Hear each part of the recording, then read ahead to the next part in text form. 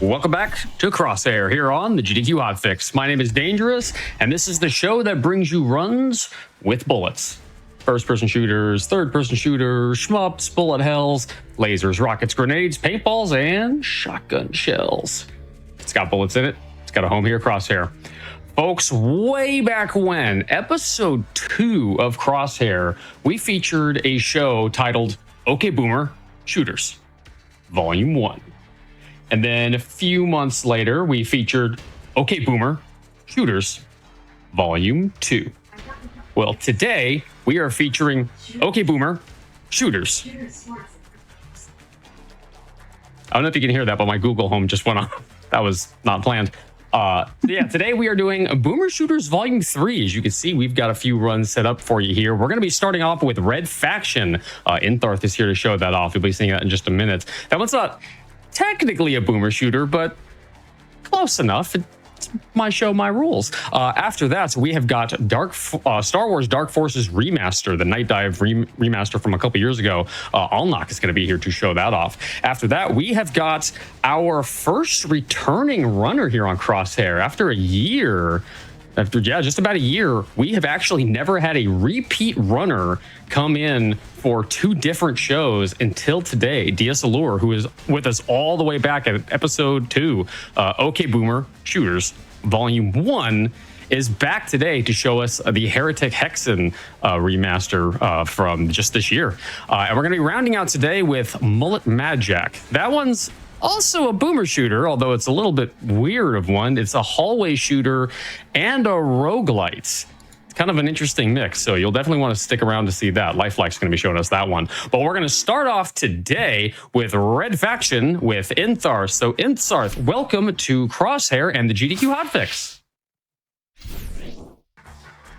Hello. Thank you very much. I am here. My name is Intharth. I speedrun Red Faction, obviously, but I speedrun a lot of other games too. I've speedrun the entire Red Faction series. I've done things like Dead Rising. What else have I done? There's lots of things. You can check my page. But my home game is Red Faction. This is the one I'm most passionate about. And with me are my 2 commentators, Dwayne Jones and Goober. And why don't you guys introduce yourselves?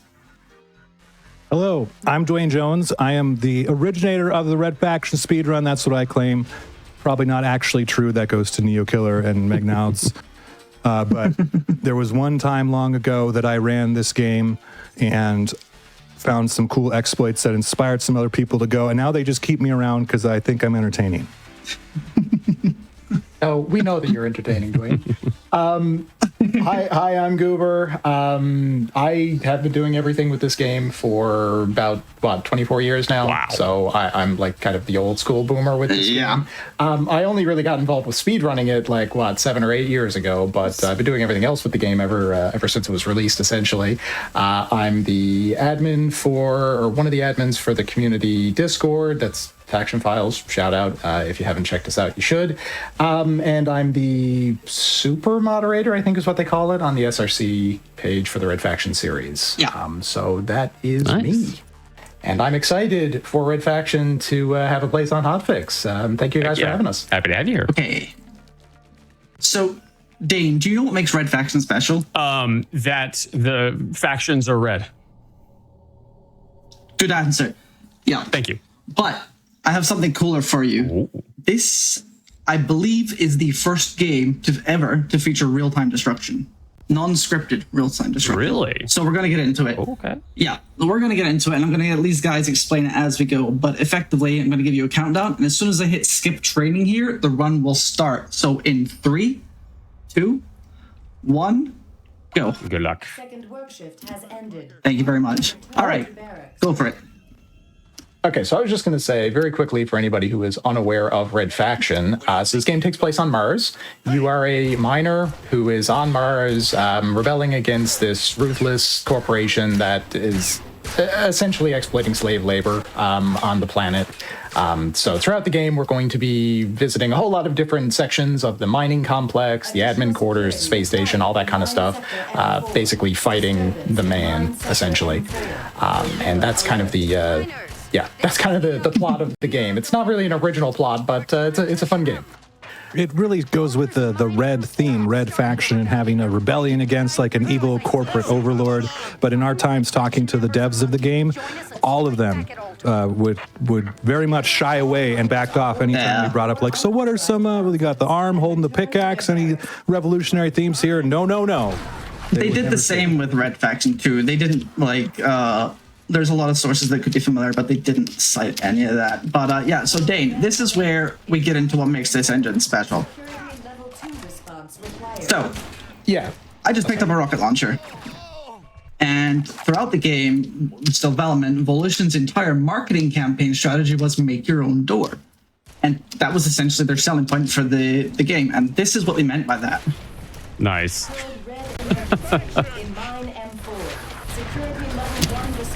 Yeah, so I don't actually know if this was the first game to feature real-time destruction, but it was definitely the first game to kind of mainstream it and to do it this well.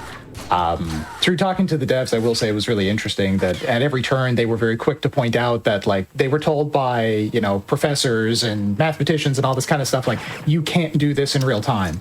And you can argue that the game has some bugs. You'd be correct in that. You can argue that it's dated. Well, it was released, a quarter of a century ago, but they did it. And it's pretty amazing that they were able to do it. From a speedrunning perspective, we do take advantage of the Geomod engine. That's what the destruction is called. At a couple of places in the run, you just saw him do one. That was, I think, 4 rockets he just used. Yeah. There's a situation a little bit later where we go up the side of a canyon and use 23 rockets, Almost something like that, for a big tunnel. Almost the entire stock of ammo, yeah. Yeah, which is pretty cool. It skips an entire level, and it's kind of, from a speedrun perspective, a great showcase of the power of just the ability to edit your environment on demand, which is pretty neat. Yeah. So, just to quickly point out what I did there was I killed the APC. I blew it up with 2 rockets there. The only reason to do that is because that bridge has a death trigger on it until that is destroyed. So, and we want to be on that lower path than a higher path because there's a 3-second difference, and this elevator comes down on a trigger. So there's a 3-second difference going to that bottom floor. So we want to make sure we're on the bottom floor. So we have to kill the APC to get rid of the death trigger to drop down. That's a really good point because, it seems a little unintuitive in a game that relies so heavily on the destruction engine to use rockets to blow up a vehicle when you could use it to blast holes in walls. But yeah. I mean, the intention is that you drop, they intend you to blow up that bridge and drop it into the abyss. Which, I mean, I think everybody did on their first playthrough once they knew they could blow up the terrain. Yep. I mean, why shoot the APC when I could shoot the bridge? So that's the heart of Red Faction, is the Geomod engine and guns and an evil mad scientist maybe and an assassin elite mercenary, but that's all later in the game. For now, we are still in the sort of the start of the game. This is the barracks where we're just kind of holding W. There's not a lot to really explain in this section, but what I will say is when we get to the end of the section, this is when the run really kicks off. Now, you've seen Geomod, which is an in-engine mechanic. So technically anything you can do with Geomod counts as an inbound run because it's purely an engine. It's intended for you to do it. You're not cutting out of walls. You're not like warping anywhere. So it counts. Once we get out of here, the out of bounds will start happening, which is a very different mechanic and a very different aspect of the game. And since I'm about to get there, that's what I wanted to get away. I mean, all based off the... Oh, go ahead. I forgot to check. This was inbound for any percent. It's 80%. Oh yeah, it's 80%. Okay, it's 80%. All right, we're going to be seeing a lot of out of bounds stuff.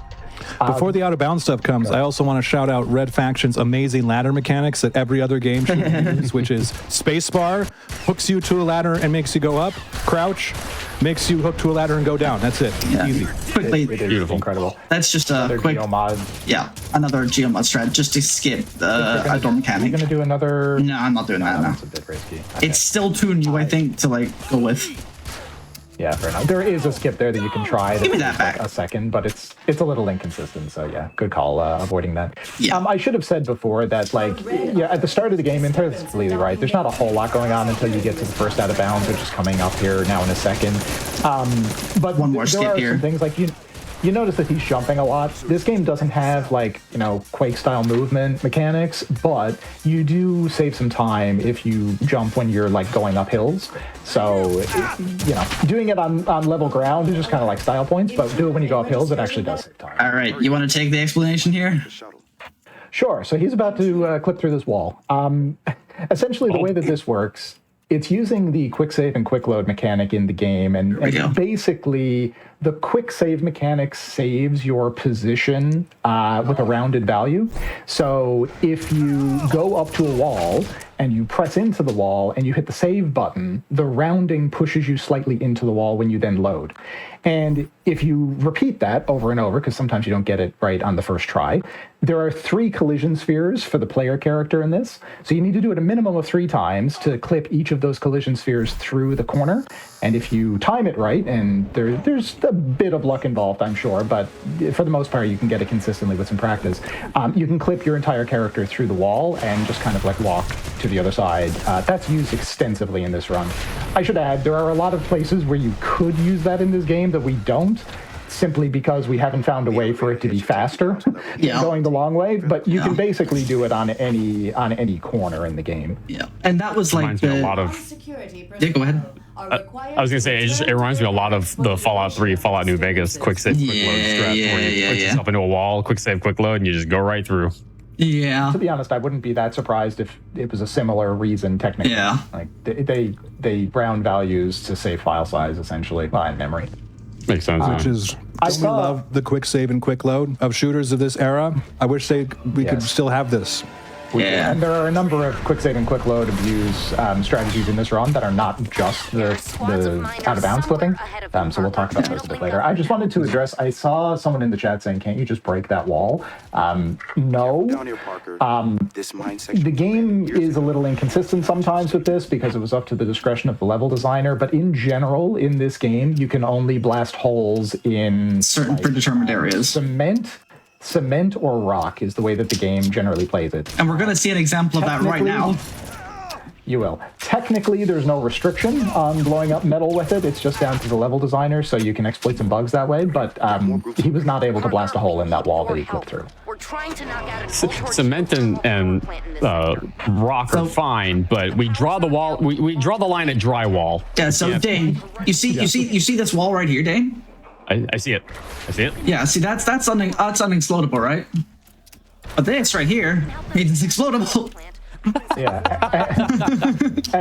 and that's the thing. As long as the source of the explosion was in it's called a georegion. It's the region where it explodes the environment. As long as the source of the explosion, where the rocket explodes, is in that region, the actual crater can, flow over into the geometry that you couldn't destroy otherwise. Also, don't worry about me killing that miner. He was a traitor. Don't worry about it. I've lost touch with everyone. He had health kits. He was a traitor. I will also just quickly add, for anybody who's familiar with Half-Life, which I think is everybody on the planet, there are some pretty obvious inspirations. Not going to say rip-offs, inspirations in this game. That vent section was one of them. There's a lot. There's one a bit later in the run that is far more explicit. I want to see if Dane can guess which the game is before you say what it is when it happens. Sure, sounds good. I will not point it out, but it's you tell me when it happens, and I'll see if I can guess. We will. Yeah. So he's just going through the mine here, going into kind of the more. This is where the game takes its story off, I would say. Yeah, so before this, you were just kind of like escaping from the mine, going through the admin center. You were supposed to get on a ship, but you didn't. Whole story if only you'd been faster. If only you'd been faster. And now, basically, because you're stuck on the planet, the Red Faction, which is this rebel group, decided to enlist you to basically be a terrorist and help them destroy all these facilities on the planet. So here you're supposed to be destroying this geothermal power plant, but instead we're just going to clip through the wall and jump to the end of the level. Yeah, we don't have time, unfortunately. We have a planet to save, Before we found out that you could clip through walls, we had a way of oh no, not the door. Loading in a segmented run to skip that door as well, which required, what was the goober, 900 edits? 900 saves? So long. It was like a 10-minute section. It was 10 minutes of saving and loading, edited down to 1 frame each for the save and load, and you could just push yourself through a door. So it was the only thing I'll mention about this section is we can left click, right click to spam rockets and avoid the cooldown, but apart from that, there's not really much to go on here. So Dane, whatever you want to say, go for it. I wanted to point out, someone in chat said, that excavated quickly. That is a phenomenal Genius. comment. Thank you for that. Yeah. Folks, if you are looking to get involved with the GDQ community, you can join the official Games Done Quick Discord and add the hotfix role to stay in the loop on upcoming events, chat with staff like myself, and more. If you use !! Discord and Twitch chat, you can get an invite, a link to the invite, and much more. Exciting. I'm just flexing the left click, right click splam there. I didn't even know you could it's, do that. Yeah, it's not really useful. It's, But it's just kind of style points. There's a really boring submarine section, which exists so that they could write on the back of the box in 2001 in EB games that it had vehicle sections. I think the only FPS trope it doesn't have is a lava section. Well, there is a lava control center that we did skip. But that's just a room. It's not really a lava segment of the game. By the stairs to admin. I will note, though, speaking of token stuff that was put in this game because they wanted to sell copies, coming up here is one of two stealth sections in this game. Now, this is a, Quake, Unreal style first-person shooter. I don't know why they put stealth sections. I'm just going to reload that because I think I actually shot him too quick there. You did. Way They too sell quick. copies of the game. This is the only one that they actually force you to do, thankfully. They don't force you to do the second one, but in this situation, you are forced to go stealth. You're not forced to complete the mission in stealth, but you are forced to go into stealth, which means you lose all your armor, you lose all your weapons, which is why we didn't care so much about ammo up to this point. And you get this And you silent lose your pistol. ability to carry ammo. Like, you can only carry a much smaller max. Yeah, it's a much smaller amount. Yeah. But I'm In the going to do story, a quick. Yeah, I'm just saying, I'm doing a quick save load there to trick an AI pathing to start, so he's out of the way. yeah, just so you don't have to run into him. In the story, this section involves you going and kidnapping the deputy administrator of Ultor's operations on Mars and taking him in for questioning and all that kind of stuff. The game is expecting you to be, stealthy here, so the guards don't come after you. We don't have time for that because it's slower. Yeah. So we're going to do some elevator warps here to save time. Those are Half-Life style elevator warps for anyone who's familiar with that. And also, can I make a comment here that the combat on easy is mostly just a suggestion? Yeah. Just to be fair. Listen, if I said the only impossible, we'd be here for an extra 40 minutes. So. Yeah, and possible difficulty in this game is rough, especially with fully random spread. But the only exception to that, Dwayne, is on these escort missions because the AI target the guy that you're dragging, and if they kill him, you lose the game. Unfortunately, if you kill the corporate boss, Why didn't he combat roll when there was no one to combat they roll could from? see through walls. They knew you probably crosshair pushed it. He doesn't have a railgun, man. He's cheating. He's a wall hacking right now. All the elites. These guys are way too good at what they do. Is he? Is he really? They also take 1,000,000 shots to kill if you don't shoot them in the face. I mean, same. What? Yeah, same. So now we're into the escort section, which is, escort sections are like tedious. But thankfully, this guy, we don't actually need to wait for him to catch up. We can just abandon him and walk away, and everything works. That is a force field skip, which is again to do the rounded positions. You'll get the force field has a knockback region where it will shake your screen and knock you back and stuff. But if you save load at the right frame, you'll go to the other side of it and it'll push you forward instead, which is really cool. Who was it that found the force field skips? I can't remember. Natalie, it was Natalie. No, dang it! I thought it was me. You were the water boost. Natalie was I the had a force feeling field. that's what you were doing. He was fishing for a compliment right there. I think I've done it several times. I Griffin. think it's me, but it's not. That I should also add. That's Griffin just died, and we would have lost the game. That's why Inthart is using quick save a lot, even if he's not doing save loads.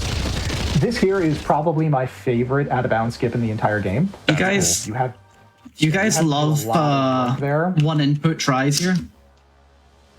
and then you have to jump down here. Got it. Hit that. To cancel fall damage. Nice. Nice job.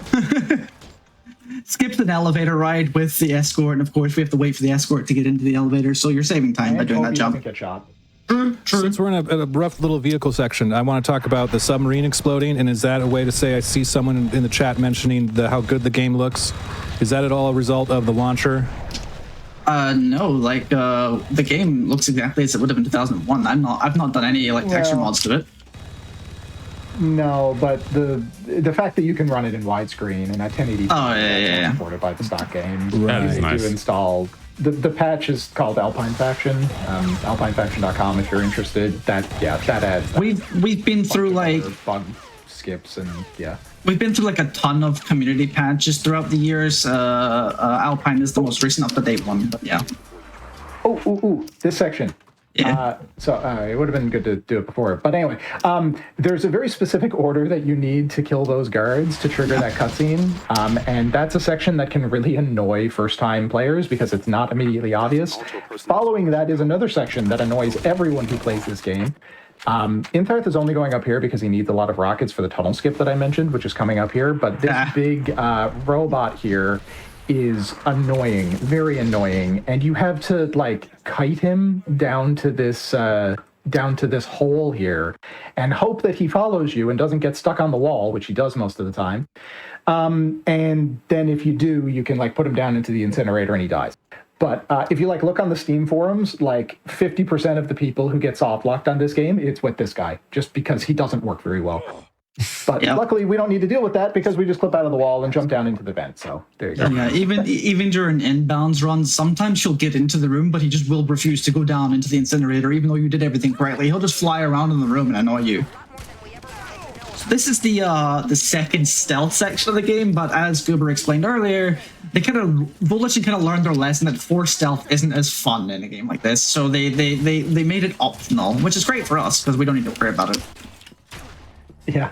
The only funny thing about that is in the cutscene, which you're actually not going to see because he's going to skip it, but in the cutscene coming up, you do see Parker in his like scientist outfit as though you did take the stealth mission, even though you didn't take the stealth mission. They didn't think about that. Yeah, and this stealth mission is you're supposed to like do this like really convoluted sequence that the game barely explains to you and pick up a key card to get through this door. But again, in classic Red Faction fashion, we're just going to clip through the wall. Now this, Goober, you found this like only a couple of years ago, right? I did. I always get it first try. This is easy in charge. You should get this first try. Let's do it. I swear to God, if you jinx this. So kind of similar to the way that the Out of Bounds works with players. If you press your nose right up against a corner, you can throw projectiles through the wall. And so what he did there is he threw a grenade down to the other section of the map to trigger a cutscene because the cutscene's triggered when that guy takes damage. So he threw grenades through the wall to trigger that cutscene. So now, so we've done a bit of out of bounds tricks. Now we're kind of coming back to the geomodding tricks, where a lot of these levels are like quite long walk around levels, where like you can see it's a long loop around there. We just want to skip across the wall and come across here. In this room, there is a swimming section. The game intends you to swim around and maybe fight a sea creature. Again, that's slow, that's tedious. There's a simple trick to avoid that. You just shoot a little stair ladder right here, a little kind of like a little stepping stones like this, and then we just jump our way across. And as you can see, the chaser has become the chasee. I love that. That was really clean too. Thank you. Very well done. I would argue that is the geomod engine being used as designed. You're using blowing holes in the wall to make secrets and to make shortcuts. And that was a very classic drop fall damage cancel trick. It was an edge bug off the head to just slide off. There's going to be another fall damage cancel that you're going to do up in a second here, where you're going to save load when you jump down into like a really shallow pool, and that's going to cancel the fall damage as well. Oh yeah. Coming up here, so he's just going to jump off rather than go down the long way. Wait, technically this is your find because it's water boost tech. That's true. You only get a teeny water boost. Yeah, you don't get water boost anymore. So this is a really annoying moment where you have to defeat these robots to get through. Yeah, I will note, as a segmented speedrunner, God forbid you have to do some combat here in Tarth. Listen, you said it was a suggestion. If I have to do it, it's no longer a suggestion. I always found it funny how the geomod engines blow holes in rocks to get around stuff, and then they just put this door in front of you and say, no, you can't blow a hole around it, you have to kill these robots. Oh, by the way, I don't know why they did that. Just so we're clear, a number of times you're going to see vehicles in spots around the game, and this is because the game is suggesting to you that vehicles are faster. I hate to be the informant that dispels this myth, but vehicles are in fact slower, at least in this The game. only vehicle that's faster in this game is the submarine. And No, it's the Azir. very slow. The Azir. The Azir we use because it flies. I think it's faster. It probably is, but we use it because it flies. Once it gets up to speed, yeah. Yeah. Oh, this is fun. This is probably my You favorite talk about part of it. the Talk entire about game. it. So, okay, so you can see he's throwing remote charges and picking them up off the ground. You know, seems pretty straightforward, but if you look at his ammo counter, you'll notice something. Oh. It's going up by 1 every time. So if you throw a remote charge, it goes -1. When you pick one up, it does +2. So if you just continually do this, you can Wow. get as many explosives as you want, which is really useful in a game where you use explosives to blow holes and stuff. Because we maximize the rocket launcher ammo. It's really a backup more than anything else. But it's still cool to do, and It's all it's leading something to up to pass the that time. tunnel that we're going to make in a level that's going yeah. to take, like, it's going to save a Oh yeah. skip a whole level, but it's going to require a big tunnel making. I see people in the chat too talking about in the multiplayer or single player having a great time using the tunneling feature. This is one of those big tunnels we're going to make for the speed. Fun fact: if you enjoyed the multiplayer, now is the best time to get back into it. There's so much happening in the multiplayer right now. Really? Oh yeah. Oh. There's a There we new go. patch. Okay. There's a new. I have inside information as the person who's making the patch that that there are new most inside game info. modes. There are more new game modes that are coming in the next version Also- of the patch, which I'm going to not give a release date for because I don't want to be held to it. Yeah. But there are new game modes coming in the patch soon. We have bi-weekly game night events where we all get together and play the multiplayer. So if you've ever been curious about Ray Faction's multiplayer, or you remember it from way back when and you miss it, go We're still to here. alpinefaction.com, download the patch, join the Discord, and And if you like, if you're an achievement type of person, then Alpine Faction also introduced achievements to the game as well. So there's that. Now, before we get back to that, though, I want to just explain. This is a really tough boss fight coming up. It's one of the hardest things in the game. I really hope, it's very scary. I really hope I can survive. Just give me a sec. It's quite hard to do. Hang on one sec. Okay, yeah, that was really tricky. No way. That was really tricky. Oh, I survived that. I would have laughed so hard. If I died. I did that during the anthology run as well. Yeah, I know. So the game makes you invulnerable when you jump out of that hole, just so that you survive the fall. But the invulnerability lasts longer than you need, so you can just walk Normally, around. that big worm that's a total ripoff of Blast Half-Life anyway, would stab you and kill you, but you're invulnerable. Exactly. I'm Also, thank totally- you for mentioning the Achievements? and Yeah, Alpine. I of wrote course. those and totally forgot they existed. I did a run for them 3 months ago. What do you mean? Yeah, I know. But anyway, so in the game's lore, just getting back to the game, we just went through a bunch of different parts of Mars. We just sabotaged a whole bunch of stuff. We got information from the guy that we kidnapped, who was being interrogated at the Red Faction base, even though you missed most of that sequence, and he just kind of disappeared because we clipped through walls. He told us that this mad scientist guy is behind the plague that is killing everyone on the planet. So now we're going to confront this mad scientist guy. So that's where we're about to go. Sweet. I always mess that up. Geoskips. Yeah, nice job. That geoskip is actually really hard because of the way that the craters get created. Yeah, you got to go underneath the fence, but the fence is also like a ladder and mechanically, so you can get clipped on it and stuck on it and things. It is. So yeah, you'll remember I Another picked up. elevator skip here. Yeah, you'll remember I picked up a flamethrower earlier. Now flamethrowers are pretty dangerous. One would assess pretty correctly. In this game, they're extremely dangerous. They're a handy tool. Yeah, so you're gonna notice in a second, probably by the time I'm done this ends, this boss here is gonna come down, and he's just going to use the flamethrower. And this is the boss. Super hard fight. Super glad I survived. So that is supposed to be a very difficult boss fight. And in fairness, it is if you don't use the flamethrower. He has this bubble shield on him, which is his nanotech shield in the game's lore. And it soaks up a ton of damage. It takes a long time to kill. And he shoots these projectiles that home to you and go through walls and kill you in 2 shots. It's really, really, really tough.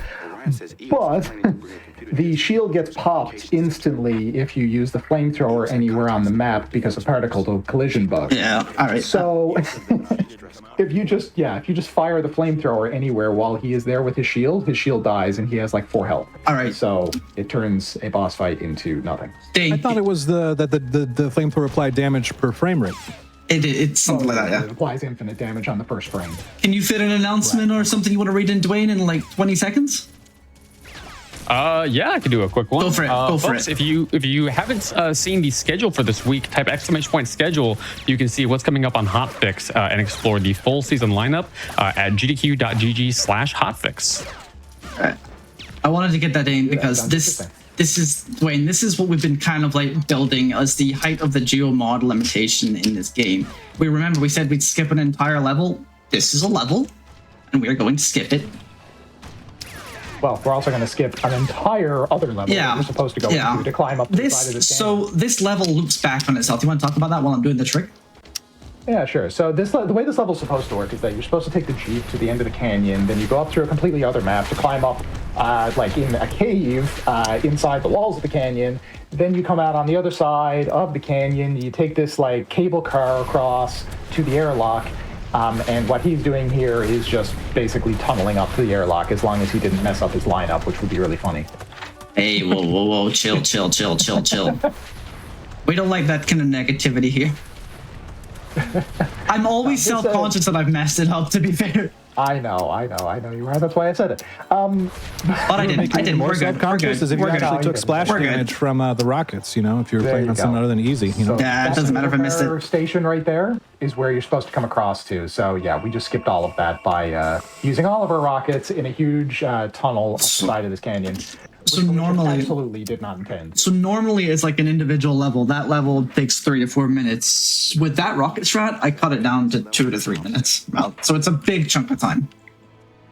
Yeah, it's a situation where even though it takes a long time to just sit there and shoot 24 rockets, or 20 rockets or whatever it was, and it's it still is way quicker than walking. It is kind of fitting that is the culmination of geomod tech for the run, because that's kind of where geomod stops being relevant for the rest of the run, basically. It does, yeah.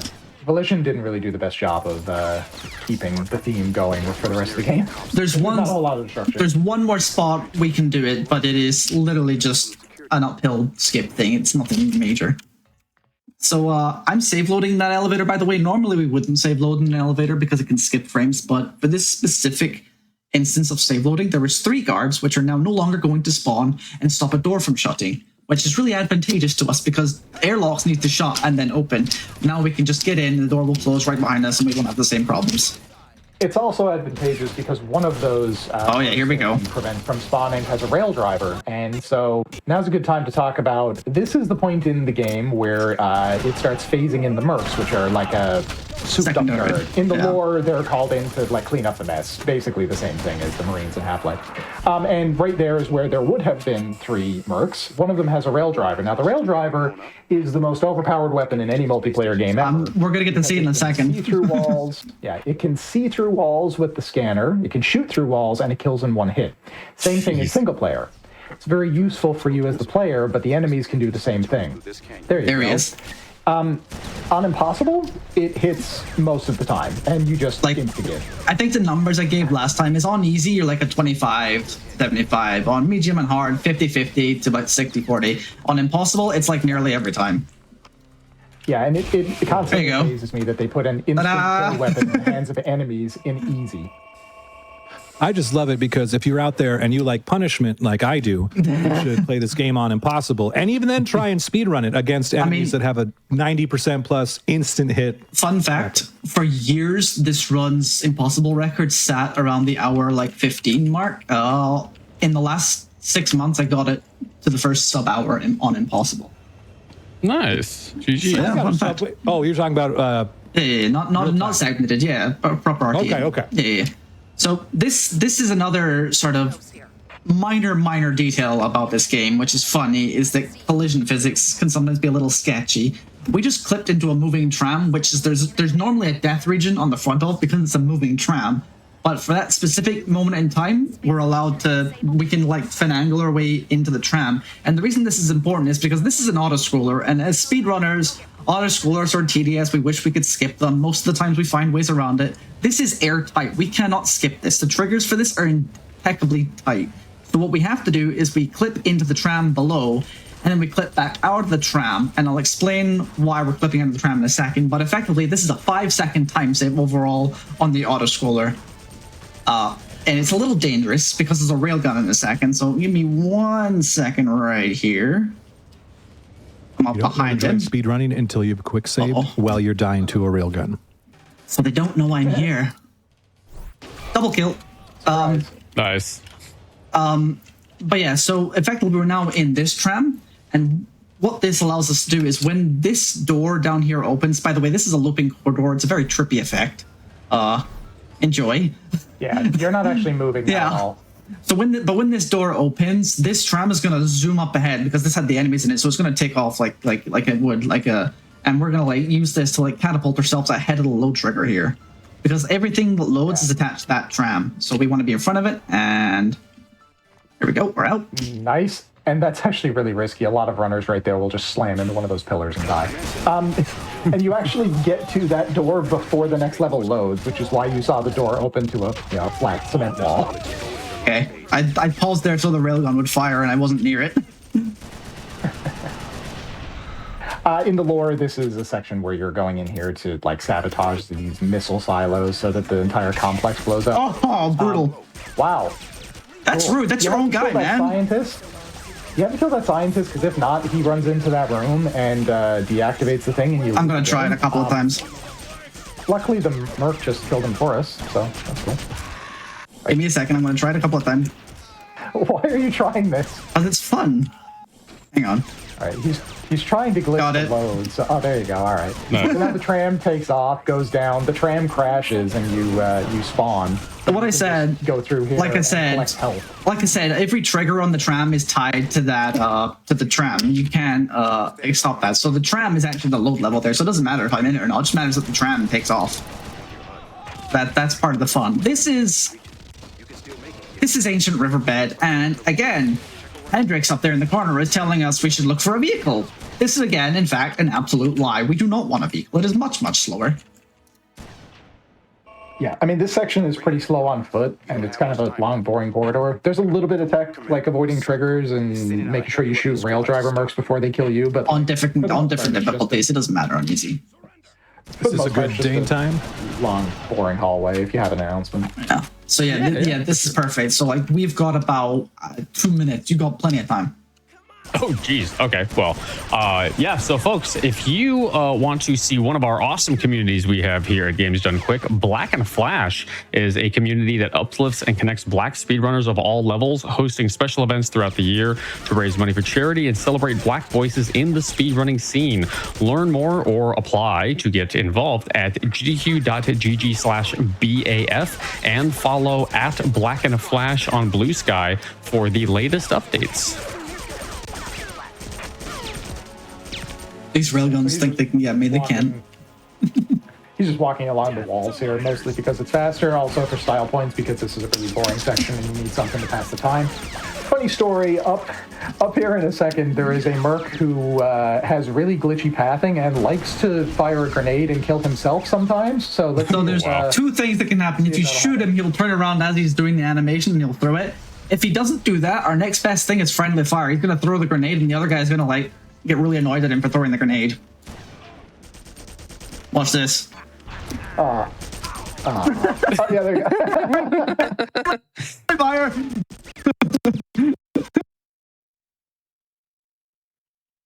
There's a hiatus, and I was like grinding some PB attempts this, and I mistimed shooting him in the head, and I shot his body, and he turned around, and he still threw the grenade, and he killed himself, and he blew backwards. I was like, that has got to be in a clip compilation somewhere. It's gotta go. Yeah. I love stuff like that. So yeah, we're almost at the end of the part. Like I told you, Dane, you had plenty of time. This is such a slow burn of a level here. Yes, Well, but after yeah. this, Here we are. after this, we get to go to the space station after we get clipped by that merc who kills you every time in impossible difficulty. But Yep. but we're about to go to the space station, which is one of the more interesting parts of the game. There's a really, really complicated and convoluted out-of-bounds skip that Intarth is really good at, and I'm looking forward to seeing it. That's an awful lot of the sequence. And because I said that, he's going to mess it up. But there's a really cool could sequence you? that's really, really cool to see. So I'm excited. You're talking about me not swimming, right? Yeah. Okay. Quick bit of tech there. If that guy who fired that big rocket launcher at you, if you look at the floor like Intarth did, he won't shoot until you look up. So you can either make him kill himself or just cancel his firing. All right. So, welcome to space station, and in space, Low grav. low grav. So if you actually hit off the ceiling, sometimes you can like force velocity to kick you back down. So it's a little bit of speed. So like you'll see me jump in the doorways here, just to trick velocity to push me forward a little bit. Which I don't think anyone else does, to be honest. Micro optimization. Exactly. All right, so this is what he's talking about. This is a really cool strat found by our runner Cine and optimized by myself, WDSS Grant, and a bunch of other people who like had to deal with this since. Now you have to push these two buttons to basically blow up the space station, but you're not supposed to do it in that order. What you're supposed to do is you're supposed to go up to the top of the space station, disable the computers, then destroy the space station, because apparently disabling the computers once isn't enough. You could have just blown it up at the start anyways, but it's an entire scripted sequence, and we don't want to do that. It is long. You have to unlock the doors and everything, and to be honest, doors just get in the way in my opinion, so we're just going to skip all that. And that... This was like an hour. This level's like an hour if you don't know the first time you play the game. And you just did it in like 40 seconds. By the way, Now we're back on Mars. By the way, that railgun is one of the only 50-50s in easy that I would say you have to worry about. So really glad I did not die to that. Yeah, that sucks. And here we have the final and most uninteresting geomod trick. It is the last one in the game. It is pretty much just a little skip here to like go up this. And there you go. And that is geomod. That is Red Faction's engine, ladies and gentlemen. Excuse Yeah, me. they really, really underutilized Double kill. that in the later parts of the game. Well, level design is impacted when you have destructible environments. And I wonder if they came into that barrier. Well, that's as when we talked to the devs, when they said that Yeah. even trying to implement it in other games in the future, it's like the kind of constraints they had around level design and RF were things that developers just really don't want to deal the with. biggest thing they realized once they brought the engine to what it was is they were like, okay, so now we have geomod. Oh no, the player can just skip around all of our story scripted events, and it's like, yeah, you kind of sold the game by make your own door. You kind of brought that on yourself. Yeah. So then they have you destroy those robots in that section instead of do that. See, force combat, it helps. Yeah. Now, I will say, coming up here in a second, This is the bit I wanted him to guess. Yep, he's got to guess. there is a very, very, very long and boring corridor that really looks like it should have enemies in it.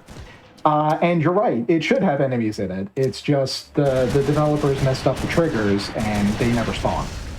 So if you look at this map in the editor, there are enemies in this hallway that he's about to enter. They just never spawn. Also, just to make sure I have used almost every gun in the game. There, I've used almost every gun in the game. There we go. Nice. This is the hallway I'm talking about. It looks like there should be, some sort of a fight here. I'm actually just blowing them up before they come around the corner. In my head, it was always like a thematic choice, like an aesthetic, like Oh no, things are getting they just different. There's a stuffed up moment the to triggers breathe. here. No, it's All a right, bug. all right, Dane, can you guess what this scene might be an inspiration from?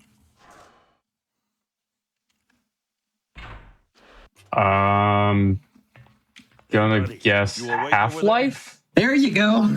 Ding, ding, ding, ding. Yeah. This is, forget about Freeman, and one of the best lines in gaming history, if you just zoom in at that miner in there. Oh yeah, I keep forgetting. Just listen, let's listen. Bothered. They're just gonna kill us all anyway.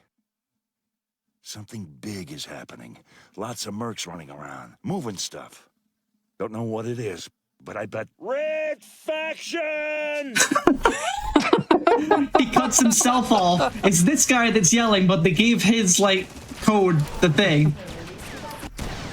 Yeah, it's incredible. He cuts himself off with a different voice. But yeah, a couple of elevator warps there to skip a couple of seconds, but for the most part, that was pretty basic. Other than that, I will mention that if you're playing this on inbounds, you're going to want to get a flamethrower here because there is another nanotech shield at the end of the game. We're not going to need to worry about that for some reasons that we'll talk about in a second. But if you are playing this normally or on inbounds, you're going to want to get a flamethrower here.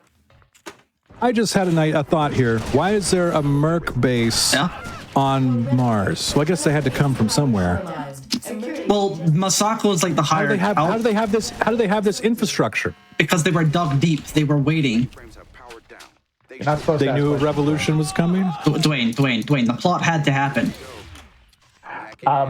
So there is kind of a neat sequence here using the rail driver where in this next section, it's kind of an escort mission with Hendrix, but you have to kill 4 mercs and 2 turrets in this section coming up here to get him to move ahead. They're all spawned right now, though, so we can kill all except 1 of those enemies so that when we get up there, there's a lot less work to do. I think Volition forgot that you'd have a rail driver for this section, to be honest. Probably. Because it's like this, you have to clear the room for Hendrix, but like, the room's clear. Yeah, see, he killed all those mercs. You can see them behind these columns. He killed them all from the other side of the door. This is supposed to be a much longer sequence, but we can, preemptively use all of the downtime there to just kill them through walls. And we're up to the last level here. The reason why he's save loading after he shoots those mercs through the wall, by the way, is because triggers happen when they die, but that only happens after their death animation finishes. So if you shoot them and then save load, it skips the delay to wait for their death animation. All right. This is going to be really fun. I should mention, for this section coming up here, there are a lot of people who play this game casually who don't realize that you're supposed to take a vehicle.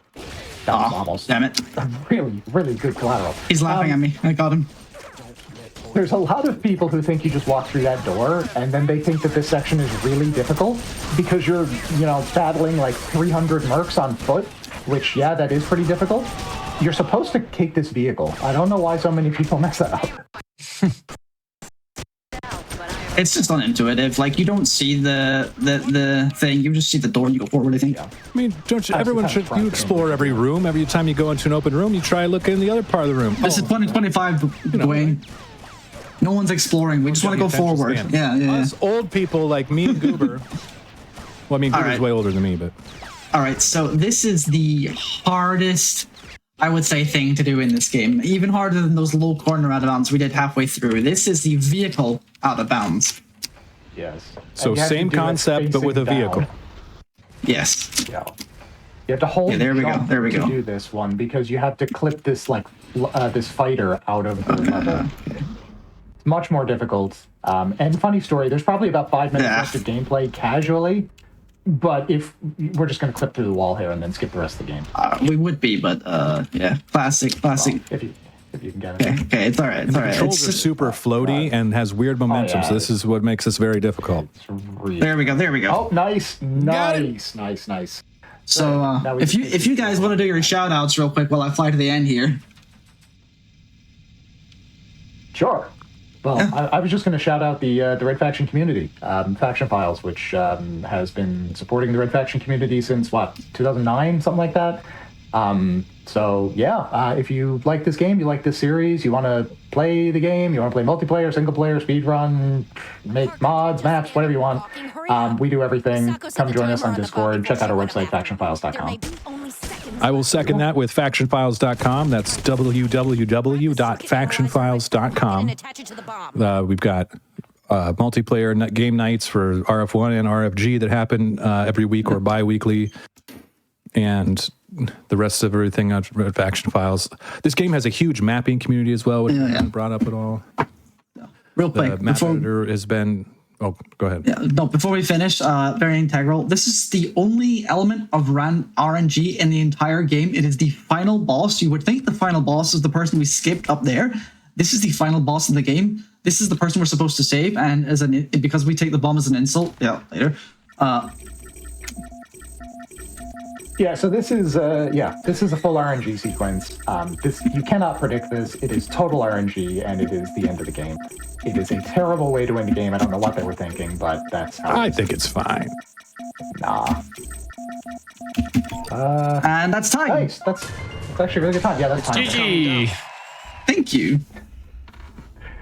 All right, Dwayne, you were saying? Factionfiles.com. That is www.factionfiles.com. Also, if you want to go to speeddemosarchives.com/redfaction, you'll find my impossible run from 10 years ago, which is long since deprecated, and people have done way better. But you know what? Shout out to the old heads. Oh, yeah. If you remember what Speed Demos Archives is. Yeah, Thank you for inviting us for this, Intharth. Thank you to Hotfix, GDQ, and Dane for featuring this game. It's an awesome game. If this looked interesting to you, come check us out. It's a good game. It's an approachable game, and we'd love to have you. Absolutely. We're awesome. Come be awesome with us. And awesome. And so I would just like to say personally, a thank you to Goober. The list of people who have brought this game to being able to be still a thing is extensive, and it starts way back with patches like Pure Faction, and then followed up by Dash Faction, which was a ton of quality of life and improvements to the overall quality of the game. And then, of course, on top of Dash Faction, we now have Alpine Faction, which is done by Goober. And my shout out really goes to the Red Faction community, because there is speedrunners, there is map makers, there is mod makers, there's just multiplayer. There's a competitive scene, not like a vast one, but if you do happen to like capture the flag, Red Faction has a pretty tight capture the flag group of people that love playing capture the flag. And my shout outs goes to everyone in the Red Faction community for keeping this game alive, keeping this game awesome, and allowing it to continue to be fun to this day. And yeah, that's really it. Nice. Well, thank you. Thank you both for joining me. Thank you for doing the run and showing it off. And I'm glad that you actually submitted this run. Yeah, folks, one thing I didn't mention at the top of the show, all of the runs that you're seeing today were submitted to the run submission form at gamesdonequick.com/hotfix. So if you think you have a run that you want to showcase on one of our GDQ Hotfix shows, head on over to gamesdonequick.com/hotfix and fill out that form. You may just end up on a future episode of Hotfix, because all 4 of our runners today filled out that form, and that's how they're on the show today. So just a little note for you as we go into our next break. But we're going to be taking a quick break just to welcome back to Crosshair here on the GDQ Hotfix. Folks, we just watched an awesome run of Red Faction. I had no idea that game was as busted as it is, and that was a lot of fun to watch. So if you missed it, you're definitely going to want to watch the replay after Speedruns of the Crypt, after Crosshair today. But we are going to chug right along into our next run. Coming up next is Alnock running Star Wars Dark Forces Remaster, the Night Dive Studio remaster from a couple years back. So Alnock, welcome to Crosshair, and take it away. Thank you very much. Hello, everyone. Good to be back again in Hotfix. My name is Olnak. I run several Star Wars games, and today I bring you the most recent game that I've been grinding, which is Star Wars Dark Forces. The game that originally was released in 1995, and today we will be playing the remaster that, just as Dan mentioned, is the Night Dive remaster. Night Dive has built quite a reputation, like creating this amazing remaster from very old PC games like Quake 2, Doom 64, and also just recently they released the Heretic Hexen remaster, which we're going to have after this run. Yep. I don't know if that was a coincidence, but here we have a mini Night Dive block for the run. All right, let's jump right into it. The time starts when I leave this briefing menu, and we can start talking about the run. So, 3, 2, 1, go. Good luck. So it's a Star Wars remaster. A lot of people confuse it, like sort of kind of like people call it like the Star Wars Doom, because it's quite similar. And that's because this game was released in '95, and during the heydays of the build engine, the Doom engine shooter. So it has quite a similar like perspective and like ways to like move around the map. There's like one major difference though with Doom, for example, is the fact that we can like move around the mouse like freely like this. In the original version, you're supposed to use the keyboard to try to aim with your gun, but in this version, we can use like the mouse freely. So we're gonna see like less of a stiff movement here in this game. All right, so now we are in the second level, and there's not much going on here. We can talk a little bit about the premise of this game. So this is the very first game of what is called the Dark Forces series, that eventually is going to be called the Jedi Knight series. There are 5 games in this series, and we are playing as a character called Kyle Katarn, which is like this very popular character in the Star Wars Extended Universe. So this is the first game that has this character. We are a mercenary who are being hired by the Rebellion, and our mission in this game is trying to sabotage this project, which is called the Dark Trooper Project, which is like this mass production of enemies who are these robots, droids that are being built by the Empire, and we just have to sabotage that project. So the game itself is very grounded, so to speak. It's sort of like a military shooter. There's not gonna be Jedi's, there's not gonna be Force powers. This is just like another run-of-the-mill shooter with a Star Wars theme. The enemies, we have the stormtroopers, we have the guns from the Star Wars universe, the sound effects from the Star Wars universe. That's what we're gonna see here. Now, as a speedrun, this game is really broken, because it shares the same features that you see in many other shooters from the 90s, or speedruns of shooters from the 90s.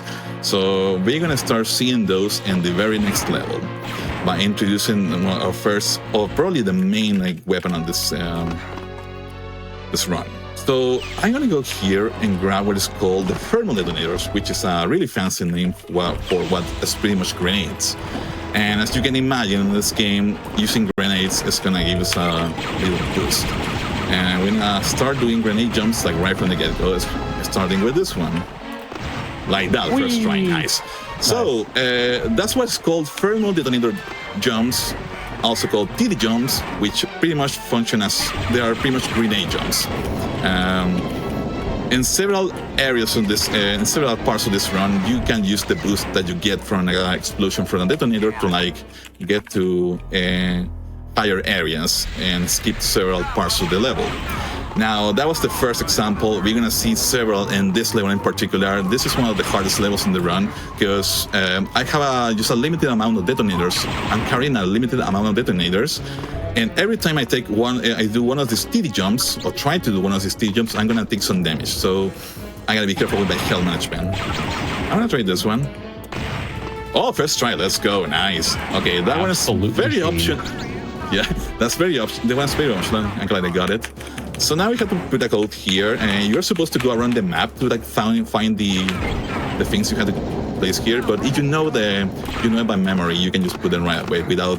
There's no any script sections where you gonna get blocked there. And that's another TD jump. That one I did there to grab the item, which is the main objective of this level. And now we have to leave this facility. So you're supposed to leave this area through the main gate, but what we're gonna do is we're gonna go back to the place where we enter, where we infiltrate this area and try to do several under TDs. This is the first one, and this is going nice. That was really clean. Let's go. So I just leave the area, and the same from the place where I enter, and I can just go straight to the spawn position and finish the level. Nice. All right, that was the toughest part, one of the toughest parts of the run. So now we can just chill.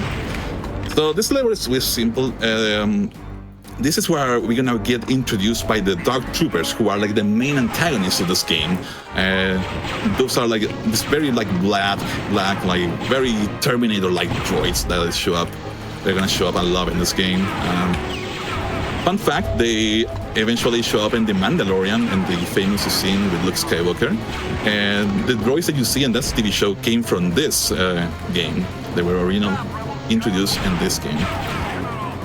So I'm gonna take a leap of faith here to make it to this part. It's very important that I have a good amount of health there, so now I can make it past here. Oh, I got crushed by the crusher here. So another big thing about this run, body blocking. All these enemies can block you, and so it's very important to try to jump around them or get around them in order to go fast. Because not only they do body block you, also you try to shoot them down, and they have a very a dead animation that also takes a while to finish until the hitbox goes away. So this is a cool strat. The first Dark Trooper is gonna be here, and instead of finding him, what I'm gonna do here is I'm gonna be close to this wall, and I'm gonna use all these grenades to try to kill him before he enters the fight. The grenades clip through this wall, and I just like that, I kill him without even seeing it. But no worries, we're gonna see more drag troopers later on. This is one of those games where an enemy is introduced in sort of like a mini boss fight, but then it's gonna start showing up way more often in the run. But now we have to wait a little bit here until this door's completely open so I can get out and finish the level. So you wanna block something down and go ahead. This is about waiting time. Sure. Yeah, folks, if you have not heard, coming up soon, Awesome Games Done Quick 2026 will be live in Pittsburgh, Pennsylvania from January 4th through the 10th. Registration is open, so be sure to register if you want to experience the event in person, and you can upgrade to a really cool foil badge by November 1st. That's coming up in just a couple of days, so you don't have a lot of time to do that. Visit gdq.gg for more info. Awesome, thank you very much. All right, so there's a little bit of waiting we have to do here. I just call a platform that's gonna come all the way here. And I'm kind of praying right now the game doesn't crash. And sometimes, usually, at least for me in this game, the game crashes here where this moving platform goes forward. And okay, we're good. Nice. So this is a very long level. There's one shortcut we can do, which is like actually a developer created shortcut that the developers used to do when they were like developing the game. So we're gonna take that instead of going for the intended route here. So this shortcut is around here. There's a few destructible walls here. I'm just gonna blow them up with the detonator and go around here. And try not to fall here. Nice. All right. So this is one of those levels which is cycle-based because we have this like Crosshair thing that comes down. The idea is that you have to come here before this thing comes down and trying to do like a grenade jump in order to make it to the top there. But if you cannot manage to get the cycle, you can just do the jumps there and just sit there. And now we have to like free this prisoner. And again, if you know the code already, you can just put it on the console and that's it. Nice. Next mission. All right. Now, this is another like very chill level, and here's gonna be very important to like conserve my health, because if you die, first of all, there's like no saving and loading or quick saving and quick loading in this game. So every time you die, you're taken back to a previous checkpoint, which is of course a time loss. I'm gonna kill that guy there to grab more from the leaders. As you saw there, like these grenades are really important for the run in order to make grenade jumps and also a few skips. So it's very important I grab a lot of them. So now we're reaching for the first objective here, which is grabbing a key. The idea is trying not to get body blocked by these enemies and also not get shut down. Luckily for me, there's a lot of shields I can pick up here. And now we are reaching to the next part where there's another key. It's just like in the old Doom games. We need to like go find keys in order to open the locked door. So for this one, I'm gonna take an intended death. I'm gonna do a death warp here, just to go back here instead of like walking all the way back or running the way back. And also that allows me to like recover my health and shields, so I can run through this part without considering about dying. Ooh, and that's a really bad body block. That's usually what happens in this game. The enemies sometimes they are in a very bad position, like right in the middle of the part where you need to like run through. Alright, and we are close to finishing this level. The next level is quite interesting, robotics facility, because we have the good old ice physics here. So it's very important I move here in a correct path, because if I hit one of the walls, the ice walls there, I'm gonna get stuck, and that's obviously a time loss. We went through that, and we now infiltrated this facility. So in this part, let's see if I get the cycle here. No, too late. I can make it here before the thing comes down, and that's a global cycle, so you had to like do the first part very quickly. All right, now we're gonna go to the second encounter with the second Dark Trooper encounter, and I wanna mention something very important that's gonna be it's very big in this run. So in this game, usually the way they make the enemies spawn, they don't spawn like out of thin air. What usually happens in this game is that most of the bosses are hidden behind walls. And we saw one example in the previous level where I used the grenades, when I clicked several grenades in order to kill him behind the wall.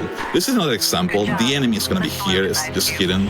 So this wall is going to lift, and that's the enemy. That's going to be very important later on because the largest escape in the run features that. So, yes. And now we're going to make it all the way back to the end here. So we leave this area. We had to. This flying can be a little bit tricky because the science physics, as you can see there, I get stuck sometimes and I lose all my momentum.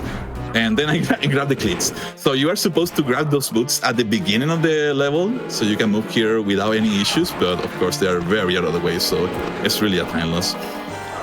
And now we are back from the beginning of the level, and we can finish. Now, coming on next is one of the shortest levels in the run. And why it's one of the shortest levels in the run is because of the design of the level.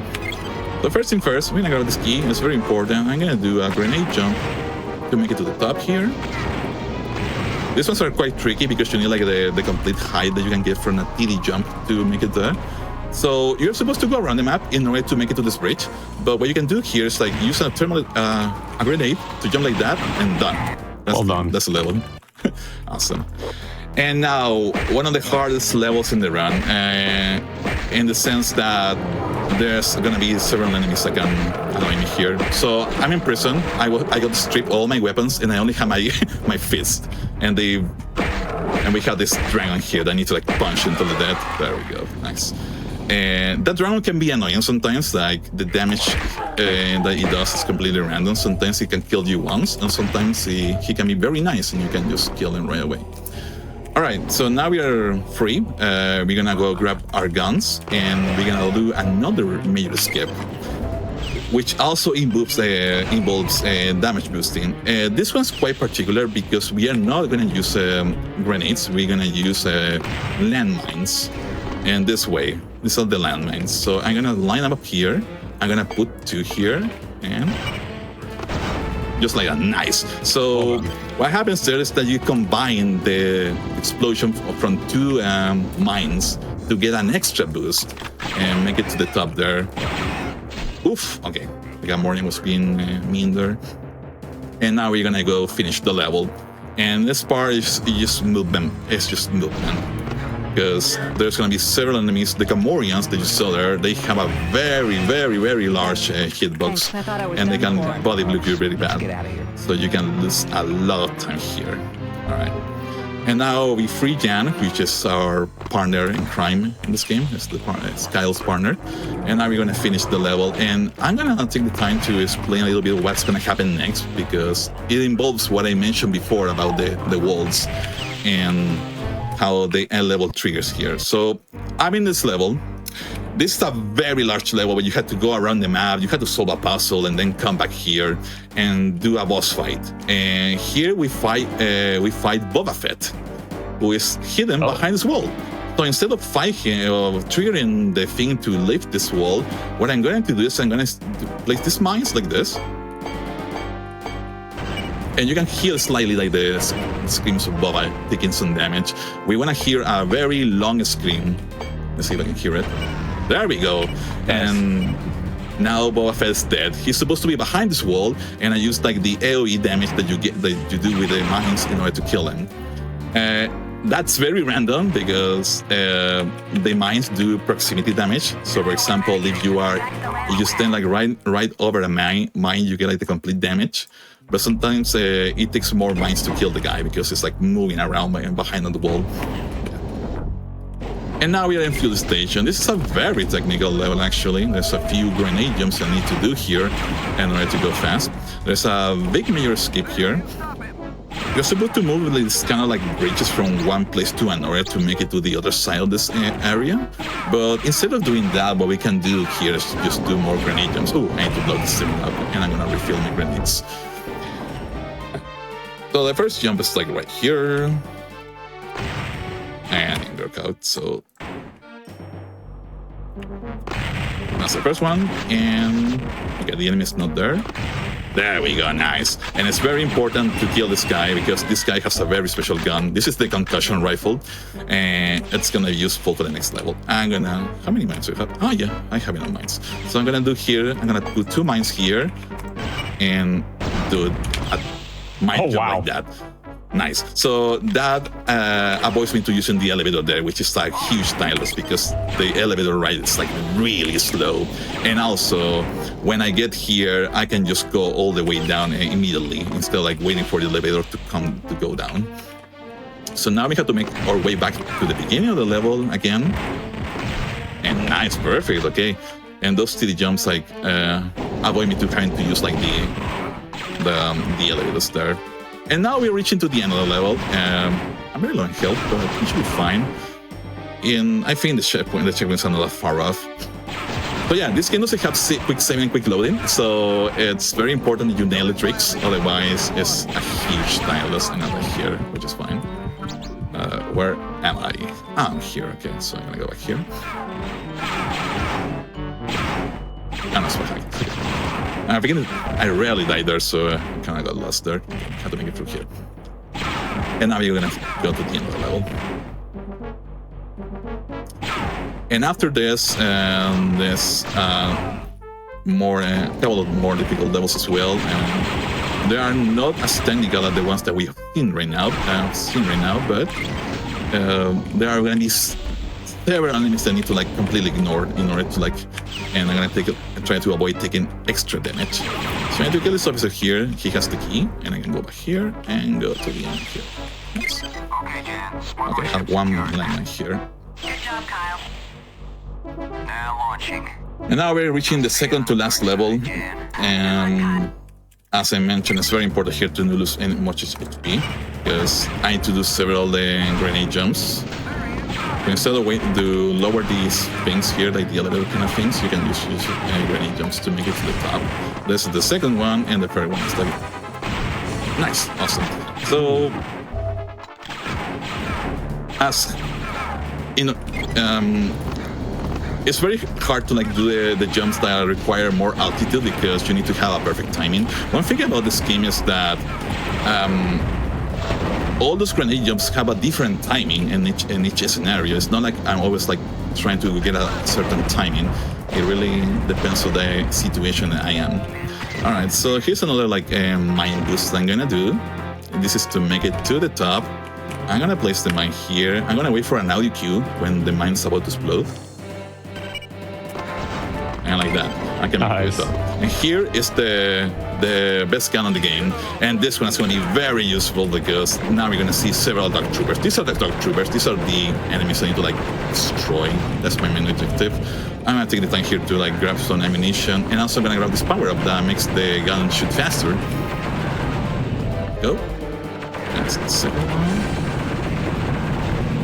And now we are good to go to the end of the level. So now we have kind of an auto-scroller. I need to bring this crate all the way to the end here, and there's a lot of waiting here involved.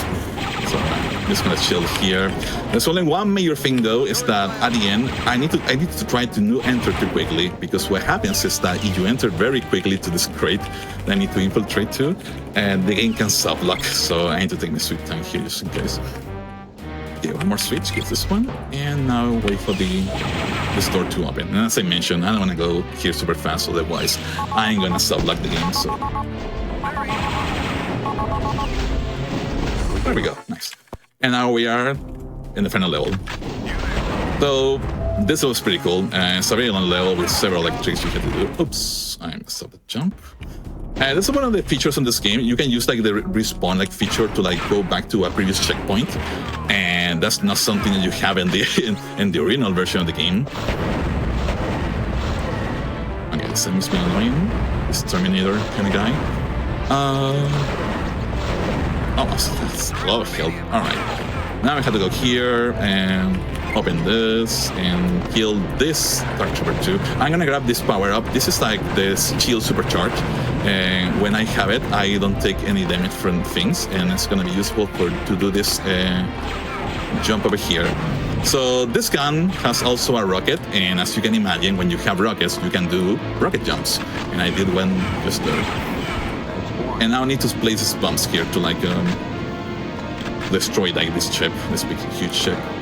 So I need to place 3. That was the first one, and now we're heading towards the second one. So here again, there's another shortcut I can do. Unfortunately, I have several grenades, so I can give it a few tries. I had to kill this mouse droid. It can be really annoying sometimes. You can like really mess up your jumps there, so it's very cool. It's very important to try to destroy it. And here's another rocket jump I can do here. This one is very tight with the timing. I had to like jump a little bit earlier there. There we go. Nice. And respawn here. Okay.